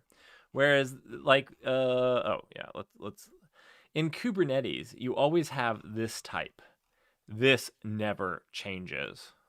This is every single type is this with a spec and status. And I'm not even sure it would be good practice to update this. I think that you probably could. I've never done it. I'm trying to think if there might be some reasons to do that. I can't think of them off the top of my head, so I'm not going to say you should never. You generally should not. And I'm going to say that you should never, but that's probably wrong. Anyways, this just makes it so you don't have to. Cool. Let's get back to actually doing stuff.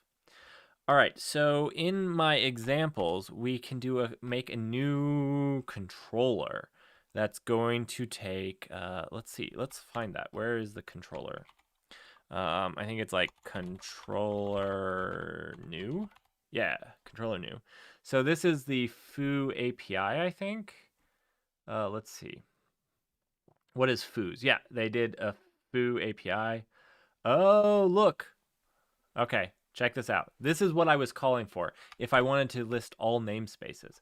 We did this namespace, and let's just shorten this because that looked so much better, so much more what I wanted. This is all namespaces. This is a lot cleaner than this. We'll write another line so we can compare them. We'll just, yeah.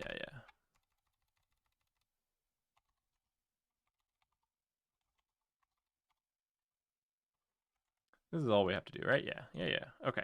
So if you don't know, in Rust, this is how you explicitly declare what type something is. And this is how you implicitly declare what type something is if you care. So this should fail for one reason and one reason only. We shouldn't be able to consume the client twice. We're doing that again. I think that this is clear enough. So sometimes I think that this is very useful and very much needed, and you should do it to be very specific in what a thing is. But this is very explicit with what this is. It's all namespaces. It's a labeler API. I think this is explicit enough. We don't need more. And that means we could actually update this to be all, I think. And then we can just remove the namespace. That's actually pretty cool. I'm going to leave this in the code, so I'm going to check this code in to GitHub, and you guys can check it out, so you guys can see a different way of doing it if you are like trying to remember. All right, ensure CRDs are installed. Okay, this is good. I want to do this because our CRD isn't installed yet, and this should tell us. So this will be a good check. Good check. Hey, really quickly, how's audio and everything? How's the stream quality? I've been trying to work on it. Like we had a problem with the stream where like this was laggy in full screen me. Is everything working okay? It's actually hard for me to tell. Yeah, it's hard for me to tell. So let me know how that's actually looking. All right. List params default limit 1. So we're just getting 1. Okay, and this is just going to fail if it's not installed. That's a cheeky way of checking if it's installed. All you're doing is getting the first one, and it's going to fail if it's not installed. That's cool. This should now fail. It actually should. The program shouldn't fail. It should run to success. I don't know. Will that cause it to fail? Oh, it does. Okay. Except causes it to fail. Just as FYI, if you're using except like I have explicitly through here, this is where anyhow is a little bit nicer, because if you put the question mark here, anyhow will just put it up to the next function to handle. Obviously here, it would be the exact same result because it's the main function, and so it would cause it to panic. But you could then use this to just catch it in the up, one step up, and handle it. We're not going to handle errors. We're just going to. But this did what we did. The CRD is not installed. So let's install the CRD. I have the CRD here, and we're just going to grab it from here, the labeler project. Actually, do I have the stupid...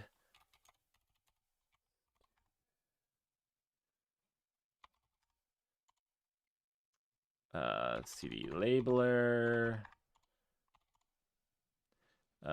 So we should just make install. And sorry, I do a lot more Go, so like sometimes you'll see that I type make when I'm working with cargo, and that's just because I don't use make with cargo. That would be dumb. I just do a lot of Go, so. All right, so we can go back and go back to our project. What was the name of our project? RS operator. Boom. And now we have our project done. Now if we do make run, we should have our custom resource in. So this should actually finish. Cargo run. Yeah. Sweet. So we validated that it would fail. We installed it. We ran it. And it actually worked because we actually have our custom resource definition installed.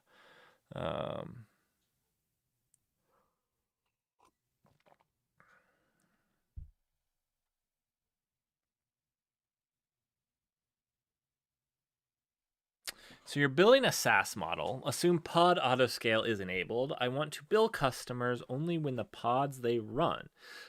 So to build the customers, I need to know when the pod spins and how long it spins. I thought of having a webhook to a mission controller and get the scaling events. Also, someone told me to check the Prometheus log and get that info, but I'm not convinced with it.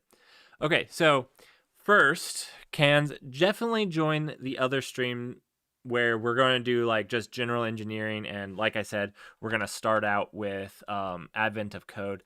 On that, 100%, if an interesting topic comes up, we'll abandon what we're doing and we'll do the interesting topic and we'll delve into it deep. I want to do the Rust operator here, so like I'm not going to hit every single detail right now, but that's actually really interesting. So let me read that out loud. I'm building a SaaS model. Assume pod autoscale is enabled. I want to build customers only when the pods they run. So to build the customers, I need to know when the pod spins up and how long. And here's talking about that. I would refrain against Prometheus. And one of the reasons I say refrain against Prometheus, not having Prometheus as the source of truth. It's not a strongly consistent database per se. And depending on some of the stuff with Prometheus, you could do that, but I feel like that's a can of worms waiting to happen. Generally, you could also just skip auto scaling. So like, I don't know exactly what your SaaS is, but let's say it's a dashboard. So when they launch their dashboard, it launches a pod for them. And so when they click their dashboard, it launches the pod and they're in their dashboard. You could actually register events then. So like when the pod goes ready and then when they log out. If you're trying to do like per hour logging or per minute logging, that would be a way of doing that. And yeah, some of this depends on how you want to set up your logging or your billing. Is it like a per month charge or per resource consumed? Per resource consumed is harder. What you're probably wanting to do, you can actually watch autoscaler events. So if you're really wanting to go that way, you could, I don't want to recommend this without actually looking into it, but you could do a custom operator that watches autoscale events and basically log something into a database. Is that a good way? That sounds good, but I feel like that's horrifying. I feel like that sounds really good, but I could be wrong.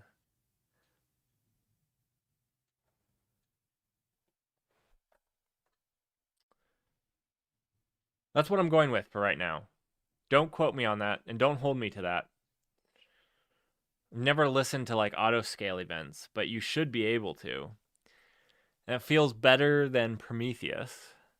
I feel like scraping Prometheus to bill a customer is more than horrifying. Don't do. I feel like that's probably, you could use Prometheus to verify your billing. That would be my understanding. I don't know. Maybe people do that. We can Google that.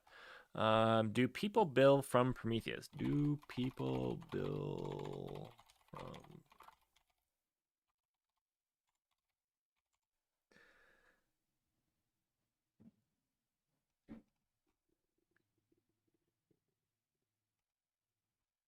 I don't think people bill from Prometheus. I don't know. I couldn't find it on Google. So yeah, I was thinking something like a mission controller and a webhook might give you what you need for doing that. And be the clean. I always try to keep things the most simple. Obviously complexity happens and that's fine, and I'm not scared of complexity, but the simpler it is, the easier it is to maintain, the easier it is to keep it from failing later on. So that, to me, that's what sounds the best, where you have events and you have actionable things. I like event-driven contexts. They're usually easier for me to reason about. Now, again, some of this comes down to personal preference and taste. What does your team work with best? I mean, if your team is scared of event driven, don't do event driven. And I don't mean it's scared of like you can't do it or anything. Like if it's just not your cup of tea or anything like that. This is where it's so hard. There's these YouTubers that give straight advice and like this is how you should do it. And generally I'm very against that. And so people ask me for advice, but I always want to preface it with like know your team really well and what your team has experience with and what your team knows. And so like I need to get better about giving my advice in a way where it's like these are the things I like because I have experience with them. And these are the reasons why I think they're better than X, Y, or Z. But also, you know, if I don't like Python, I don't like fail when I hit bad code not at compile time, and I don't like duck typing. I have reasons I don't like Python and I don't want it in production systems. It's great for scripting.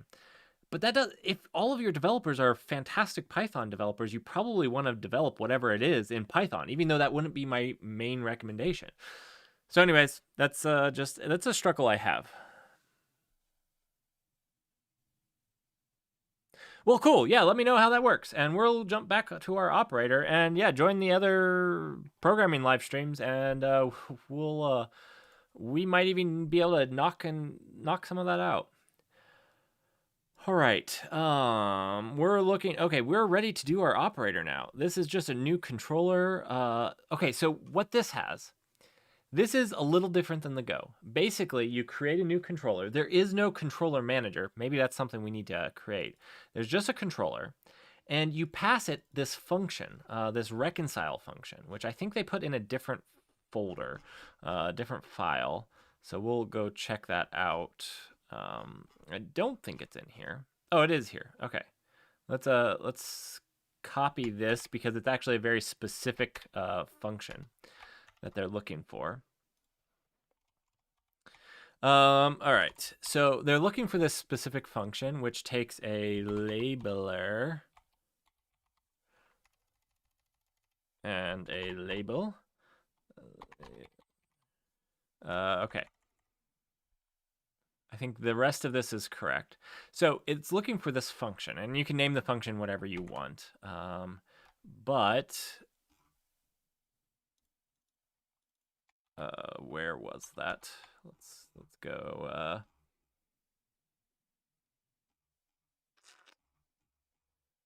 All right. So basically, you give it the reconcile function, and basically, there's a way to filter and a for each, and this is it. Pretty easy. So let drainer. Why would I want a drainer? All good. Start controller and return its future. I don't know why they're calling it drainer. That makes me scared. I thought it was a foos. Oh well, we're gonna try. Actually, we have that other one. This one, yeah, this one. Let's see what they do. Controller new. So they have a reconcile function for each async move. Let's see, what are they doing here? Okay. Well, we definitely don't need nearly all this for each stuff. And I don't know what this boxed is doing. What is this? We'll look at that later. We'll look at that later. So let's just do this first. This part here. We're not going to call it drainer either. That's just silly.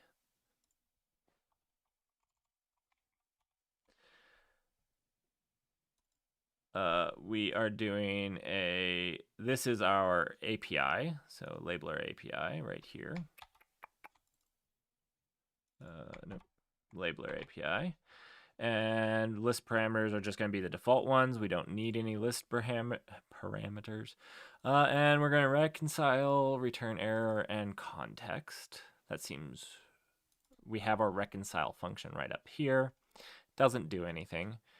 I don't know. And these, what are these? Do I need them? Where do we get context from? Is it just magically here? Ah. Oh, see, I called clone. Okay, so originally I was here and I was like, oh, we can only create one because it consumes it. So we have our client here, but they're doing like client.clone.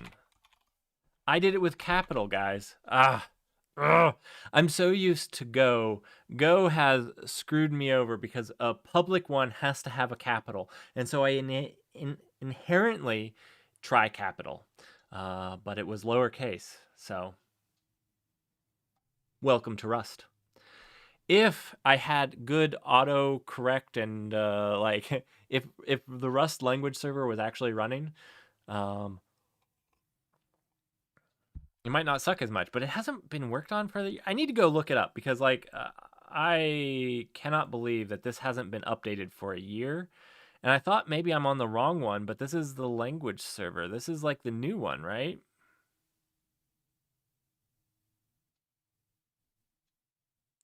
It hasn't been updated for a year. Is this the old one? I can't imagine it is because everything else Rust is like super old. Or yeah, this is like the only like the Rust programming. I don't know. I'm going to have to look into that because this is not great. Maybe we can't use Visual Studio Code. Usually it's great for all these things. Okay, anyways, back to this. Can we just do this? What does run return?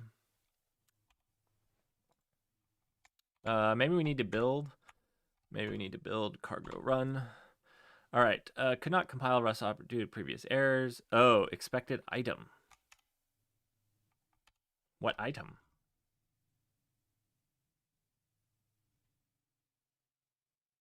Oh, maybe instrument isn't a thing? Okay, let's find instrument. You know what? I'm going to search for it. Uses tracing. Oh, okay. Well, I need to look into this tracing library. I know nothing about it. I'm just going to... I guess I'm just going to throw this in there. There we go. Oh, you know what, though? If I do that, then I have to include it in my cargo. Another thing that I would love to see is cargo to be able to, like, build the cargo file instead of me needing to build the cargo file.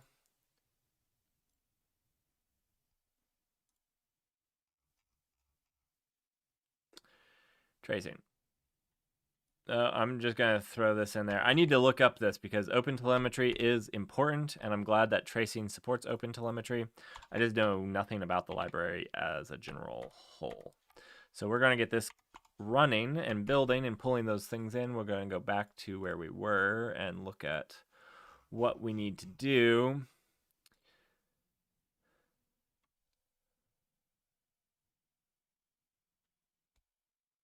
All right. So I only have 30, 40 more minutes to get this done. I want to do it in 3 hours or less. 3 hours.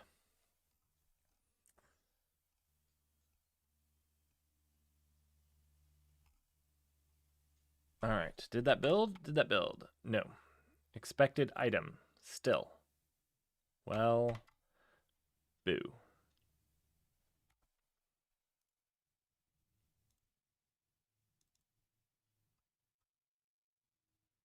I mean, I expect there to be a problem with this function because it doesn't return anything. Like if that's what they want to talk about, let's make it return something. Let's see what this reconcile loop does. I want to see their reconcile function. I think it's up here.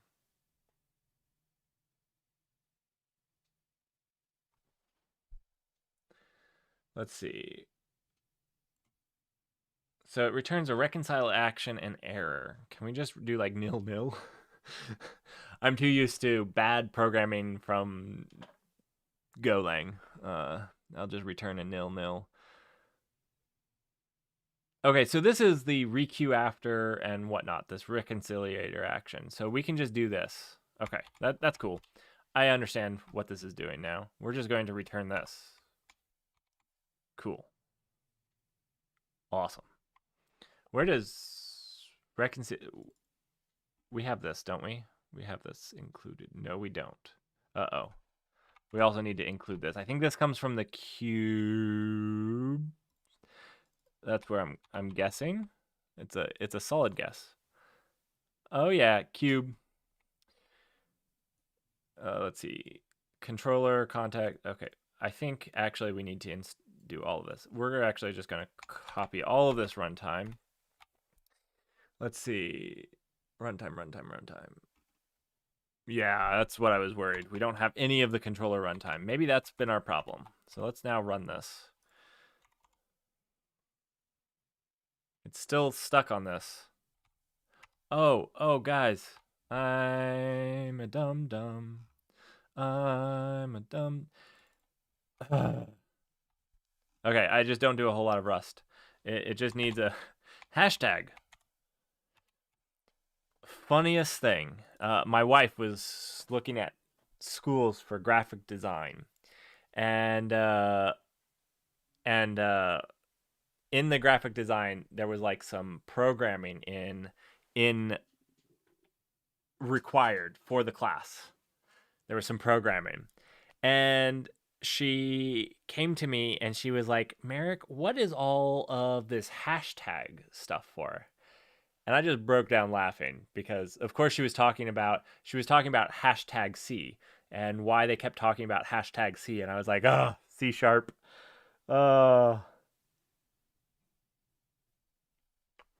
Anyways, it was hilarious. I enjoyed it quite a bit. C#. It was C#. Anyways, not C hashtag. Anyways, I forgot this. That's what it was complaining about. None of my previous things were even close. It was telling me exactly what it didn't like. Uh-oh.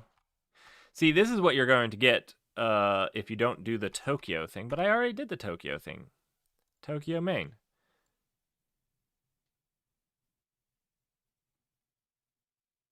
Why is it now? Why is it now causing problems? Is this...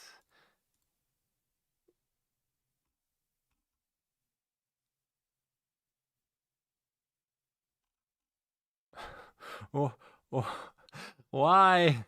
Why do you not like it now? What did I do? We've been doing this until I added this function.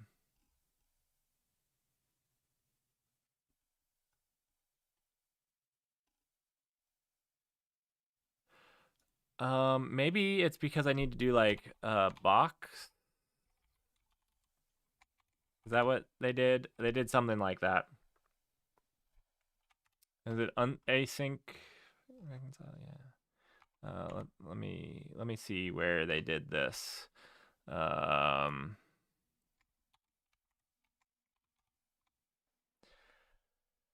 did boxed. Oh, maybe it's just because I didn't slap a thingy-ding on there.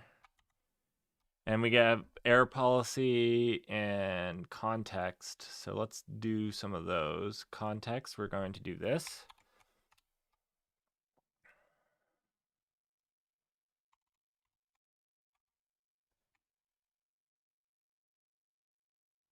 What is this? Context.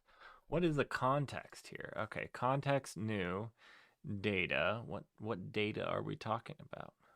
Oh, this is a new thing. Okay, so metrics clone. We need all of these things. Okay. Oh, arc in Rust. This is one thing I do. This is the automatic reference count. This is like how you share an object.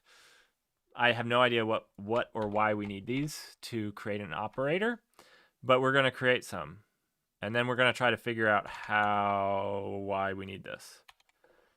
We probably need to import state, raw arc and whatnot. I believe they're in the standard library though, so we shouldn't have to update the cargo template.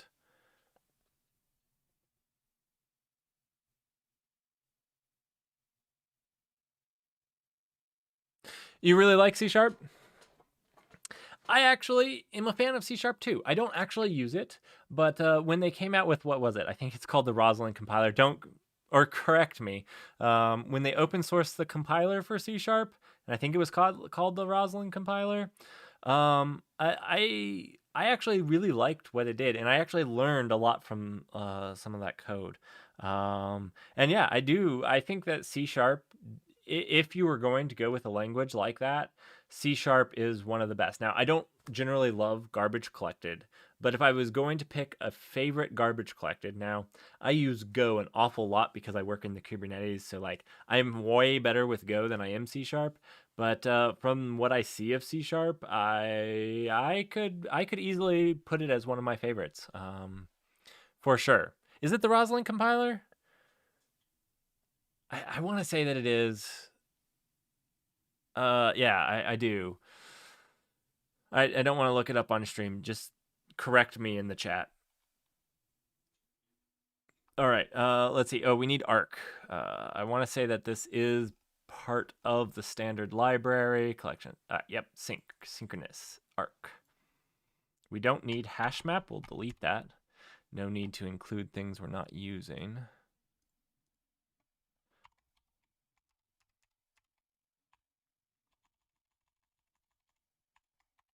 We'll probably need hash map in a second. Let's see. We do need to update our Tokyo because we will use duration. So let's do Tokyo. Oh, we haven't even imported Tokyo, so that's. Oh, we do need this read write lock for sharing. Okay, and then was there anything else we needed? I don't remember off the top of my head.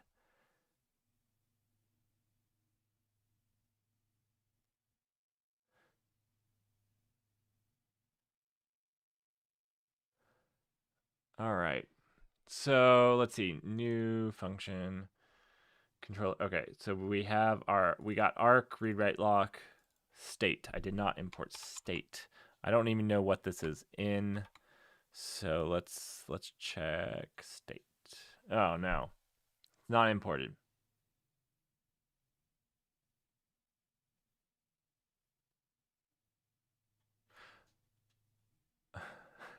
State is an arc, read write lock, state. But where does the state function struct come from? It's not up here. 1 second. Maybe is it maybe created down here? Oh. Yeah, this is a custom. Oh, do we want to do this? I don't really want to do this. Let's see if we can rip this out. I don't really want to implement a state. Let's look down here. That's what they're doing, the read write lock. Where does this state go? This state is going into this context. Do we really need a context? 1 second. Let's see. Let's go back to here. This seems a little weird for, let's see, context. For a new controller, it requires this context.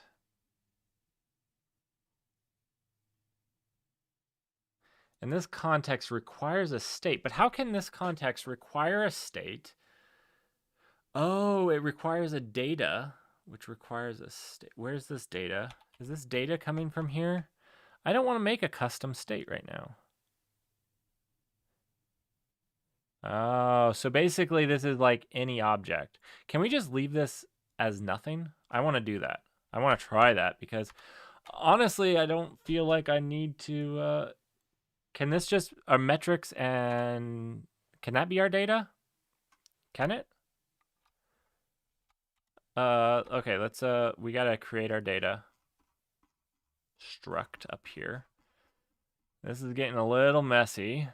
Derive clone. All right, our data. Let's throw that up here with these. But we're going to remove this state, this ugly state, in-memory state. I don't know why I would want to keep in-memory state. Generally, that's a bad practice for operators. Yeah, I will throw it up there. So I haven't actually created it yet. I meant to create it before this, and then I got caught up. My children got sick, had to take them. They got an ear infection of all things, an ear infection. when you say your children got sick, everybody thinks that they got COVID or something. They got an ear infection, but had to take them had to help do them. My wife took them to the doctor, but was helping with them, so I didn't get it created before this, and so thus I am very sorry. But it will be after this. Yep. I just didn't want to do them on the same channel because this is kind of my long form content where it's very directed. Whereas that one I wanted to be a little less direct. Like we'll stream some and pretty much let you guys, direct some of the flow of it. So yeah, I thought maybe just a different channel would be best. All right, so let's just try this. Metrics, are they implement? I'm not doing metrics. I think we should be able to do as little or as much as we want. Just the client. That's all we really need. Well, I don't know that that's what we need. That's what I'm doing. All right, so our context is just going to be a wrap around this data right here. Cool. So we can delete this. Delete these. Now error policy. Error policy. What's our error policy? I don't know. Where do you do an error policy?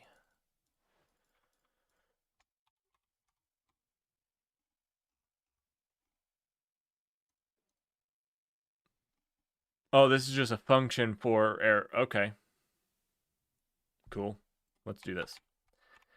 So let's think about what this actually does. I am copying, pasting, but let's just look at it.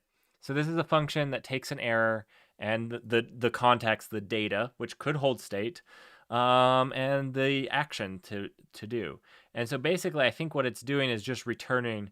So basically, this is saying what you could do here, and this is cool. You could log on error just in a very generic way, log, and then say, yeah, 360 seconds later, we want to requeue, and we just want to do that. Okay, so this is cool. This is a cool way of doing it. It's so weird because I don't think about having error management because I do Go so much. Okay, so I think this should run. Yes?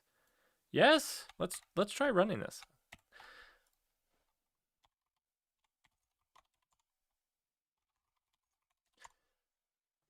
All right, cannot infer type of parameter E.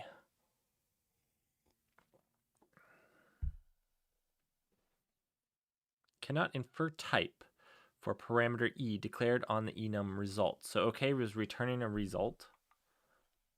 Is that the only error though? Oh, not the only. Oh, state not found in this scope. Uh-oh, where did I do this? I thought I ripped all of that out.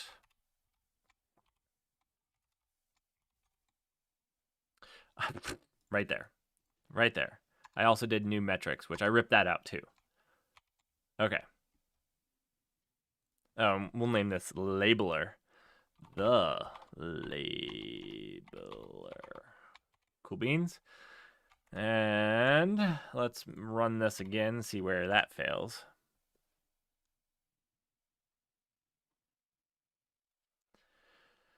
Considering giving the labeler a type. Okay, don't really care to.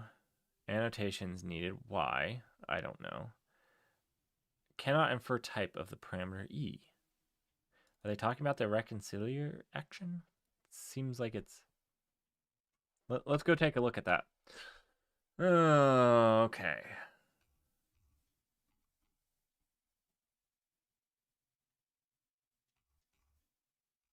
Oh, I think I know. Nope, I put that there. I was thinking they were saying this down here. This returns that. Wait, what line is this on? Where is it failing? Main 36. 36. I thought I knew what they were talking about, but I did not. Okay, so this is on the reconcile. Okay, so it's saying that it's unable to infer this. Why not?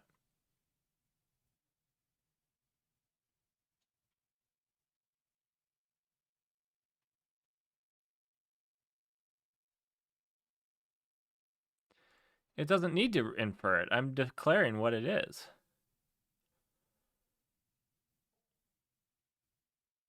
Oh, maybe I just need to include error. Let's check over here. Maybe I missed error. Yeah, use create telemetry error and result. Maybe I'm missing that. Okay. I do really like on Go where I can just save and it imports the things that I'm using. That's super nice. I don't really need telemetry, I don't think. I just want error and result.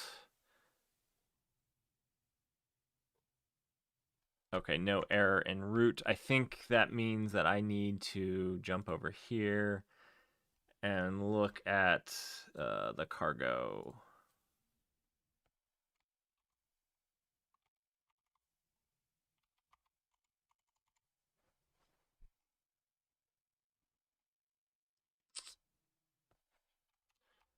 So they're just use crate error.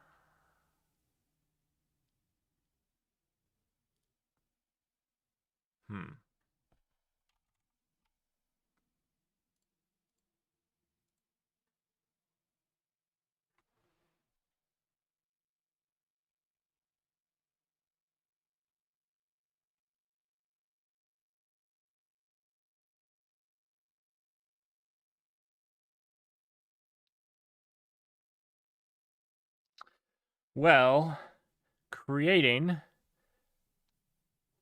a Rust operator is a lot harder than a Go operator. All of this scaffolding is done for you in Go. Let's see. Where I'm just getting to the scaffolding. All right.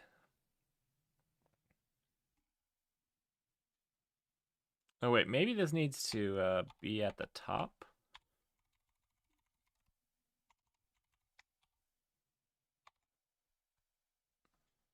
Unresult imports crate error, crate result, no error in the root. The following name exists in the module error, no error in the root. Let's search for this.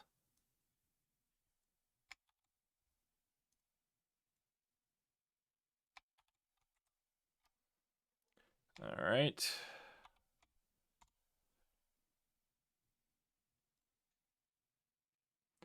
Oh, okay. I know what they're doing here. Oh no, I don't know what they're doing. I thought they were going like they had an error here. Oh, yeah, they do. Oh, okay. Huh. Well. Suckage.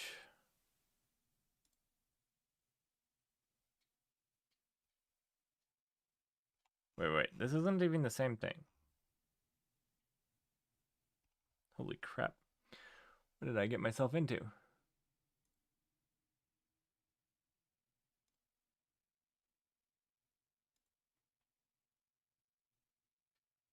Oh, I was in the all right.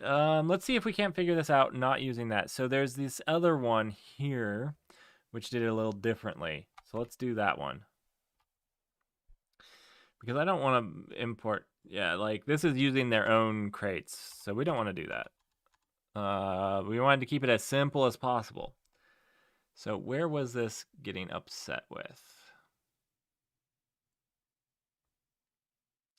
Probably here on error policy. So let's see what they do here instead of error policy.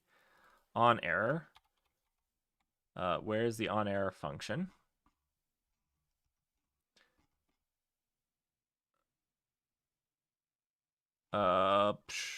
It's not here. It might be error main echo Certi. Where is it?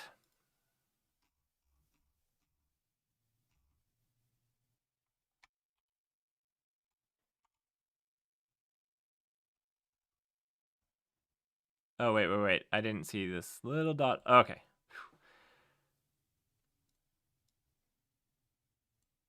And where are they importing error from?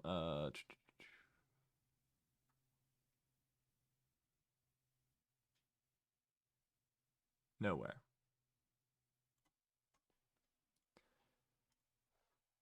How does this differ from mine?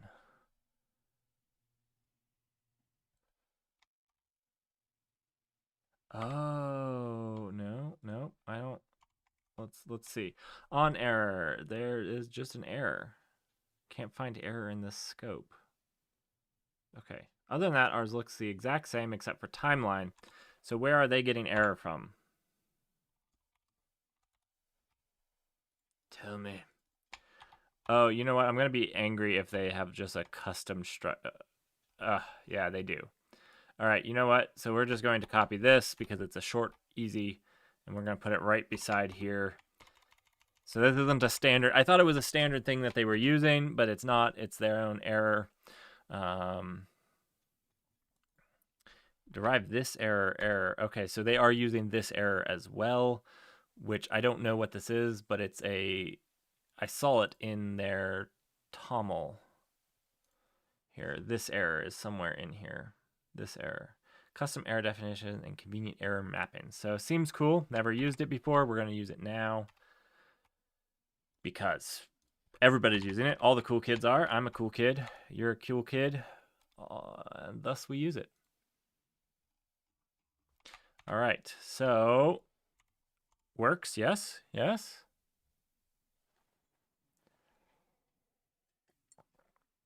Booyah.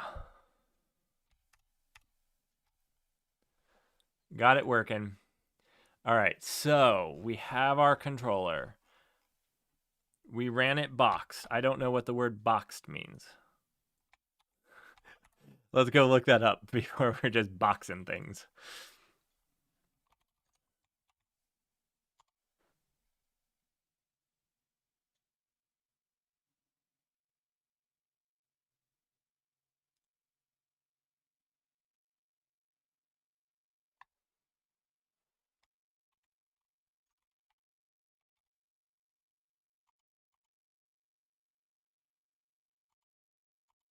No, I need like that's not what I'm doing. I'm doing this where I'm like dot boxed. What is run even return? Run let's see. It returns a stream result. I don't know what box does here. So let's look back at this example. Yeah, this example doesn't use box, does it? No, it just says await. The other one used boxed. I'm just going to call await. See this? Oh, this calls run. We did run, and then it calls await. We're just going to call await. That's what we're going to do. We're not going to call this boxed. That's dumb, obviously. Obviously. We're going to call await.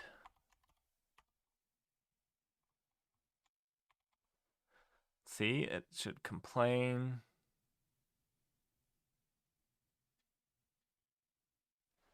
Let's go back here. All right, it does. Oh, it's doing a wait on this. So maybe we just do nothing? We just do nothing.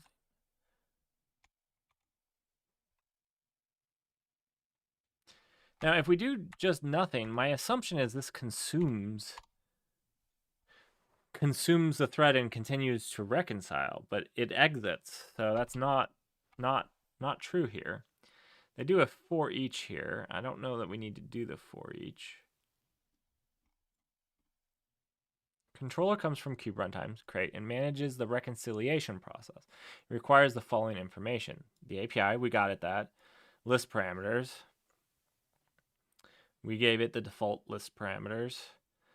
Reconcile, the function with the reconcile object to be called each time a resource is called. On error function, call whenever the reconciliation fails. All right, well, we have that.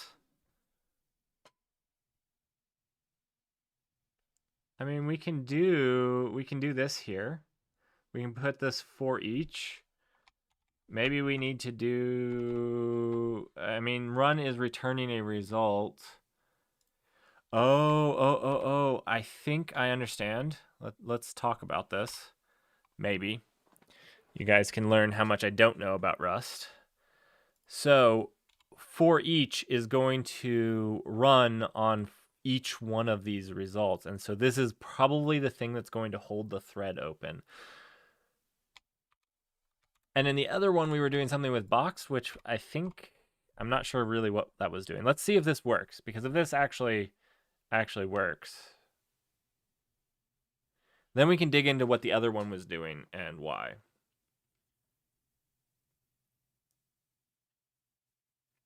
So this one's working. It's actually running. We could actually apply. Let's go to CD. What is it called? Stupid Kubernetes operators, labeler. Do we have examples in here?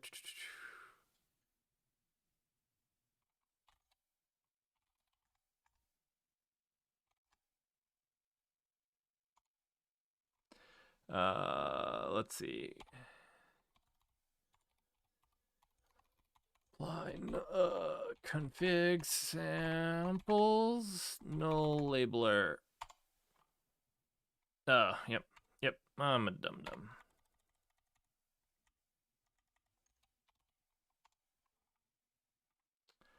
And now we should see, yeah. Cool.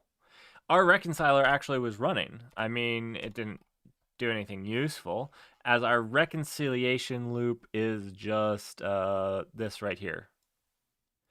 Also, it seems like that resource isn't actually correct. We can look at that. It looks like it's it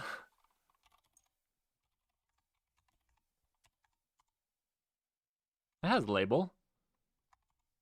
Why did it say oh no, it worked. Why did this return? This returned an error. It said reconciliation error, Q error, watch failed, Certi error. So, missing field capital label instead of a lowercase label. I might have made that mistake.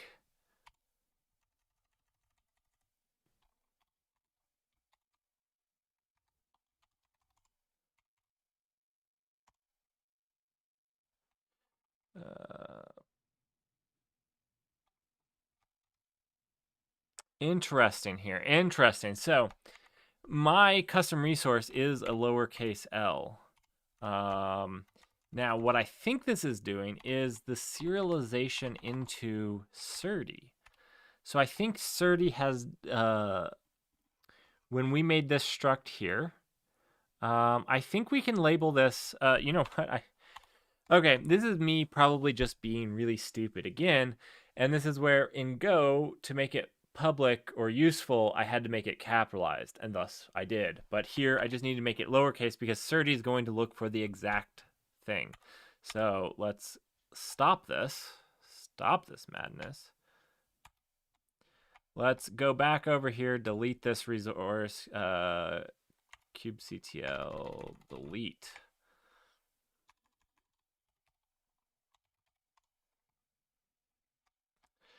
We'll now start this, cargo run, and we should have built our own Kubernetes custom resource operator. Oh, I'm losing it. Our own custom operator for Kubernetes with Rust. It only took us 3 hours. Not quite 3 hours. I still have 6 minutes to party. Wait, what was I doing? Okay, yeah, so it's running. Let's go ahead and apply this.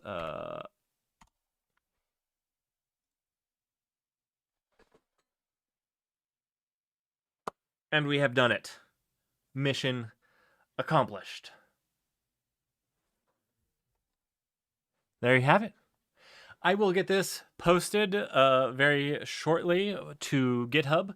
Along with that, I'm going to update the comments with my new channel that will do a lot of live coding twice a week. I say a lot, twice a week for an hour, and maybe an hour and a half, 2 hours if we're having a ton of fun.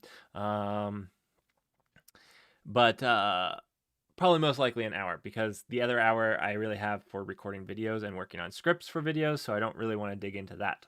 So anyways, it'll be there in about an hour. So will this Git repo. So all of that stuff will be up there in about an hour if you want to check it out.